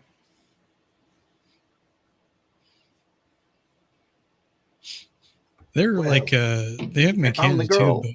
But to do what, whiskey? They have them in Canada too, but you can get like different gauges of power and stuff on them, so they're considered a weapon. Yeah. Yeah. Don't see many kids with them today. No. LMAO, classic comics, got away with dialect emphasis. Yeah. Yep. Sure did. Kill him. Sockman ever team up with the intrepid archaeologist Minnesota Davies? Not that I'm aware of. Does get a female companion here pretty quick. Hawk Girl. That he somehow reproduces that belt. The wings that allow him to fly. Where do his wings go? Or is he always Hawkman? He's always, well, no, he's not always. They're not real wings. They come off of him off of the straps. I see. Well, there appear to be magic of some origin. Yeah. They're ancient Egyptian magic. Yeah. Who's the signature? Is it Kubrick at the end, Randy? The last panel? Oh, no, I can't see. Let me look here. There's a signature there. No, it looks like Shelley. Right. Shilly, Shilly. it looks like. Shelley. Right. That might be Sheldon Moldoff. Right. Then Shelley. Yeah. That might be who did the artwork for this. He was working for him during that time. It's the only Shelley from the offices that I'm aware of. So it might have been that. I know Kubert did the majority of that Hawkman material, and it did look like this a lot when he first started. It signed Shelley though, so yeah, probably Sheldon Moldoff. So who's next? Here's a Peterson Wonder Woman. Yeah, it says that Sheldon was one of the first artists on Hawkman. Okay. Created by Gardner Fox and Dennis Neville. And Okay. he died 10 years ago, age 91. Yeah. There you go. Yeah. Oh, Wonder Woman. Joe's favorite. Peters and Moulton here. Could do almost an entire, in fact, we will eventually, because I've got the early archive books of the Peters and Moulton days of Wonder Woman. This is a very tame story compared to what was done, but it's very true, very much a Wonder Woman story in Peters' style here. Wonder Woman gets captured and loses her powers when her manacles are shackled together. Loses her strength. Very Art Deco style. Peters was hand-picked by Moulton. Moulton had complete control over the character while he was alive. Look at that Mussolini. Wrote his own, contract. And in that contract, from what I understand, if DC ever stops printing the Wonder Woman book for over a year, the rights revert back to his estate. Right. Who's the ghost guy whispering in his ear? Yeah. The ghost, probably Ares. Ares? Trying to cause trouble. Yeah. This guy here. That's a ghost. He's a god. That's his astral projection. Yeah. Look at that like he's Mussolini. possessing somebody here. Yeah. What a thing to draw. Very cartoony. Look at that. Them lips. Crazy. Frogman. The way he's standing there with his head back like Mussolini did, didn't he? He's a very arrogant man. This is great. Mars is calling you, my lord. Mars? Oh, give me that radio phone.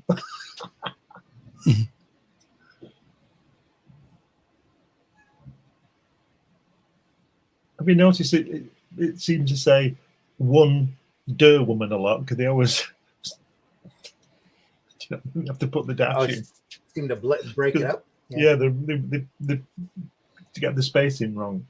Well, look at the hand-drawn word balloons here. It's crazy. Yeah. Look at the big tail here going down to this guy. It's all just, curve. It's not the balloon that you see today. Very much its own style. And well, Peters had his own individual style anyway. Everybody tried to draw like him when they were doing Wonder Woman, but nobody really achieved it. You could always tell his stuff from everybody else's. And he was in his 50s or 60s, I think, when he did this material. Was he? Really? Yeah. Wow. I like the guy with the monocle kissing the lady's hand. Looks like is it Margaret Dumont in the Marx Brothers films? Could be, yeah. That's about it's about when they were raging. Yeah. Yeah. And of course, that could be the ideal beauty of the day too. So yeah, I'll tell you what I'm impressed with in these 2 pages. I haven't read all the text, but there's a lot going on story-wise, introducing you to stuff and setting the tale. Yep. But it's not too oppressive. Mm-mm. This is great. I've never seen this before. I've got the first 3 archive books of the stuff. It's just about everything that Peters did, just as other assistants were starting to come in. But it's real fascinating stuff, because not just because of the art and the deco look to it, which is incredibly unique, but the writing on the stories are very odd I mean, they tell complete stories and all, but Moulton made sure to include every fetish and deviant behavior he possibly could into the books. He says So there, he says, Aphrodite yourself were never so beautiful. And she says, what is this, a movie act? And he says, you are the only girl I ever loved. Marry me and come to my castle in Spain. Spain is a lot farther than I'll ever go with you, glamour boy. Absolutely brilliant. This guy's having a lot of fun doing this.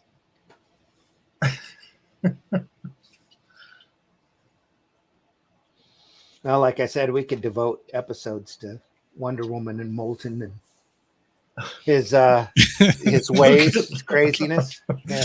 The elephant and the fists in the middle panel on the left. Yeah. The left column. It was just brilliant. Ah. I cannot feel Zoe's love taps. Look at that. Look at the size of him when he's won. Yeah. Being bombarded by his underarm order right there. Yeah, and like you said about that, look at that the panel stroke, to get it next to his arm. It's as big as his arm. The leader. I can't remember what the word is, but you understand what I mean? We're almost 2 hours in. We got to come back to this one. You know that? That's incredible. How crazy. There's so much to look at and talk I thought about. we'd buzz. I thought I'd have to find other stuff. I thought we'd buzz through this book. I'm such a poor judge of our conversational deviations, I guess. Our ramblings. Yeah, our ramblings. That's crazy. I thought we'd have gone straight through this book. Hey, Benny, it's Aries. Did you get that thing I sent you? Yeah. Late 40 to mid 50s for Peter's artwork. Yeah. Oh, really? He wasn't that young. He was older than that. He didn't last long after he ended up dying at the board. Peters did. And he was older than that, Joe, I'm pretty sure. Oh, he's one of the oldest artists that they had doing comics at the time. There's only, I think, there's 3 more stories after this. Maybe we'll come back to it and we'll mix it with some other Golden Age stuff. So, absolutely.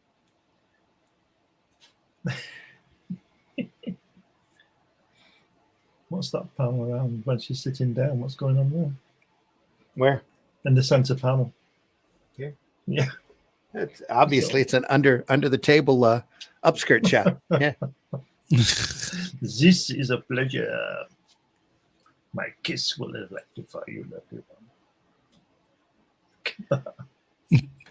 It's fantastic, isn't it?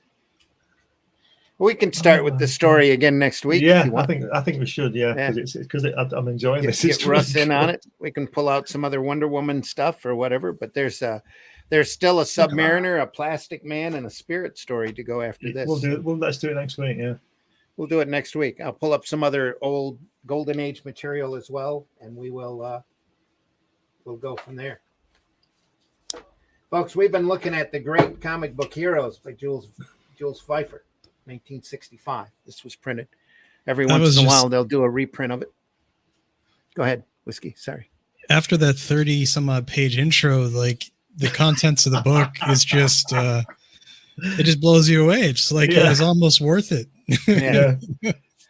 Well, he goes into detail, and that's why he spent all that time. Is he goes into detail about the characters and the influence they had on his life and his boyhood. So I'm sure if you actually read it, it's very interesting. But like, if you can't read it, yourself, I'll find some passages, and we'll read it next week. Oh, cool. We'll read some of it. Yeah. So it'll be good. In the meantime, I've got a picture of Jules Feiffer here at the board. This is probably 10, maybe 20 years ago. Sitting in his front door. Like when he was cartooning, yeah. And I have a quote from him as well. It says, I told the doctor I was overtired, anxiety-ridden, compulsively active, constantly depressed, and reoccurring fits of paranoia. Turns out I'm normal. Yeah, I can go with that one. So yeah, The Great Comic Book Heroes, folks. We'll pick it up again next week. Have a part 2. Yeah, maybe Russ will be here. Maybe we'll get more people in on it. We'll take a look at even more Golden Age material then we deeply appreciate everybody stopping by. We're hitting that 2-hour mark. Pretty close. Time flies when you're having fun. So, is it exactly? He's obviously Swedish or maybe Dutch to be that tall. Yeah, Scandinavian. 840 release. I'll look up Peter's also and see how old he was. We'll get more in on that too next week. Since Wonder Woman beat Joe Glass, is Mike Tyson next? Perhaps. Perhaps. Yes, I could join you and bring some of my older Wonder Woman books. Oh, Joe, if you want to do that, you're like I said, you're always welcome. Do it, Joe. Do it. Let's plan on it. We could concentrate on Wonder Woman next week if you want. I've got the first 3 archive volumes. It's all amazing stuff. So yeah, let's do that. We'll do Wonder Woman next week, and we'll list you as a guest, Joe. You're more than welcome to be here. Love to have you on. All right, folks. The more the merrier. Great comic book heroes. Thanks for watching Sunday Funnies. Whiskey, tell folks where they can find you. You can find me on the old X under Bandit and Ricochet, where I do 3D modeling and for production and stuff like that, for personal use. Miniatures, action figures, statuettes, you name it, I can model it. And I'm also working on my own comic here called, there's a sneak preview of it. It's called Driftwood, story about necromancers, high fantasy, flying ships, and a whole bunch of other interesting kind of things that you might find, entertaining. And that's it. I was muted the whole time. Sorry about that. Glenn, tell folks how they can find you. You can find me on these podcasts with Randy on Friday and Sundays. You can find me all my work on Amazon. I have a magazine called Comics Limited that number 13 is currently on Amazon now. You can find me at New Haven Publishing. And you can also find me on Tuesday on Fun My Comic with a Hatch annotated book. Hatch is a cartoon character of mine, and you can just put my name in Google and you'll find a lot of things there for you to find. I'm also on Facebook and all those other things, so I'm quite easy to get hold of. And if you, like I say, go to New Haven Publishing or Amazon for all my books and comics and magazines. Need to load up the trailer here for us to run for Hatch. So yeah, folks. I've been your host, Randy Zimmerman. Let me switch the camera here. Randy Zimmerman. You can find me over at aerocomics.store or at the Fund My Comic under the Out of Obscurity anthology that's currently for sale. Please ignore the crap back there. It's all junk. That's why I normally put up the it's the TARDIS. I just didn't put it up there. Yeah, a lot of Aladdin's cave. It's a retarded, I was going to say. But anyway, folks, we deeply appreciate you being here. Aerocomics.store, where you can find books like Hero Bot Zero that I do. There's 2 issues of that currently available, with the number 3 probably coming within the next few months or so. Calico Shard, it's a fantasy book with artwork by C. Michael Lanning, and Paragon, as well as a number of other books as well. Go over there and take a look, aerocomics.store. In the meantime, Friday morning, 5 a.m., here on the Indie Comics Network and Comic Book Black Belt and the Randy Zim YouTube channel, we do another show called Comics by Night, where we look at sequential art very much like this from classic sequential art masters that we admire, and talk about their work and dissect it as much as possible. And the conversation goes about the same as it does here, all over the place. So deeply appreciate you being there. If you enjoyed this broadcast, make sure you tell your friends. We're always archived over at the Indie Comics Network on YouTube, indiecomicsnetwork.com. You can see us there. We're always over there for your listening pleasure. And is there anything else? You can probably find me next over at fundmycomic.com with another campaign here within the next few months. The Fool campaign just finished up. I'm not even sure if it's still posted over there, but we are fulfilling that campaign now. I think I saw it yesterday. Yeah, it could still be there for a few more days until once it's all fulfilled, we're just going to take it off and take it from there. There's the Out of Obscurity anthology. I'm working on that right now, material for that. It's a group of short stories, self-contained short stories using public domain characters like Solomon Kane and Korak and the Bronze Terror and a few others. that, and it's all hosted and narrated by my little cartoon monkey Spank. So be a fun, super old guy is there. Guy. There's the Puritan, which is Solomon Kane. The Tower of Time Forgot. The Clock is there, one of the first pulp characters to turn into superheroes. There's my monkey as a Golden Age Daredevil. Because we made our publishing goal, I've promised another story that I'm doing myself that features the Golden Age Daredevil and Silver Streak. So it's an idea for a story I've had for a long time, and I get to flesh that out next. There's the Fool. The cover for the Fool as well. That's over at fundmycomic.com for only a limited time. So it'll be gone soon. We've got copies in hand. We're fulfilling as we speak. So I think I have 2 more drawings I need to do for that as well, for the artist here on that. Folks, deeply appreciate you being here. Make sure you check out Indie Comics Network for our other great programming. We'll see you soon, Friday morning at 5 a.m. for Comics by Night. What are we doing? We're not doing anything. We don't No, know we're yet. leaving. Not sure yet. We're going home. You mentioned you had a Frank Bellamy book. Well, probably we do Crime Does yeah. Not Pay, or I've got a, We'll do a that. Frank Bellamy book, or Yeah, what was the other one? We had like a Something. vote recently about Yeah, the we did. historical. We Let's showed do the the Tarzan book off. I still have the Judas coin from yeah. Walt Let's do that Simonson one. to look Yeah. at, or the Heart of the Storm in the City Oh, by the great Will Eisner. no. Well, that's all upcoming. If we don't do it this week, we'll do it the next couple of weeks. Folks, deeply appreciate you being here again. Thanks a lot for listening in. Thanks to the chat for being there and being there live. Joe, look forward to having you on next week. And everybody else, take care. Have a great week. If you get a chance, go visit your local retailer and check those boxes that are closest to the floor that might not have been looked through very often. You don't know what gems, what great stuff is out there. And there's a lot of great stuff out there. There's just a ton of stuff that you'll find at your local retailer. Plus, look at fundmycomic.com for other great comic materials. Bronze Star is up there. Scribbles by Kelsey Shannon is up there. A lot of great products. AR 13L is up there as well, almost hitting 20,000 on their campaign, the little Merc made.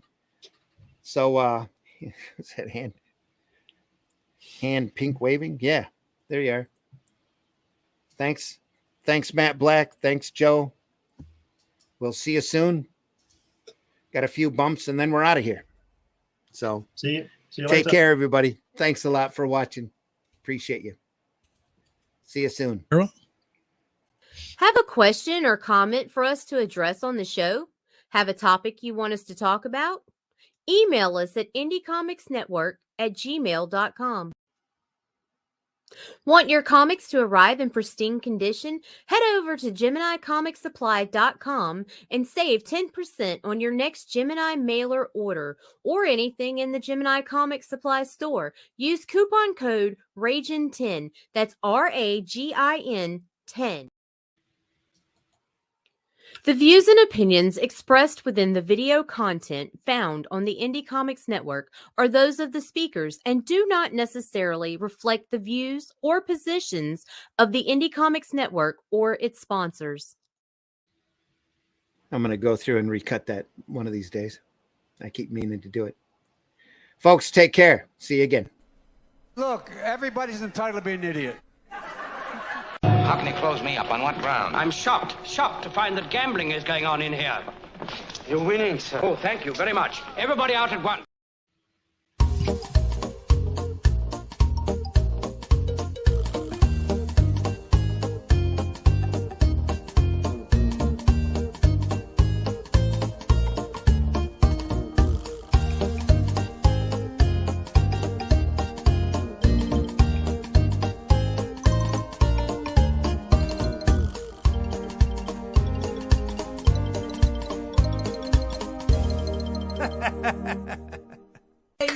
Yay! Think about what you've accomplished. Do you draw the Flintstones naked? There's a market for that.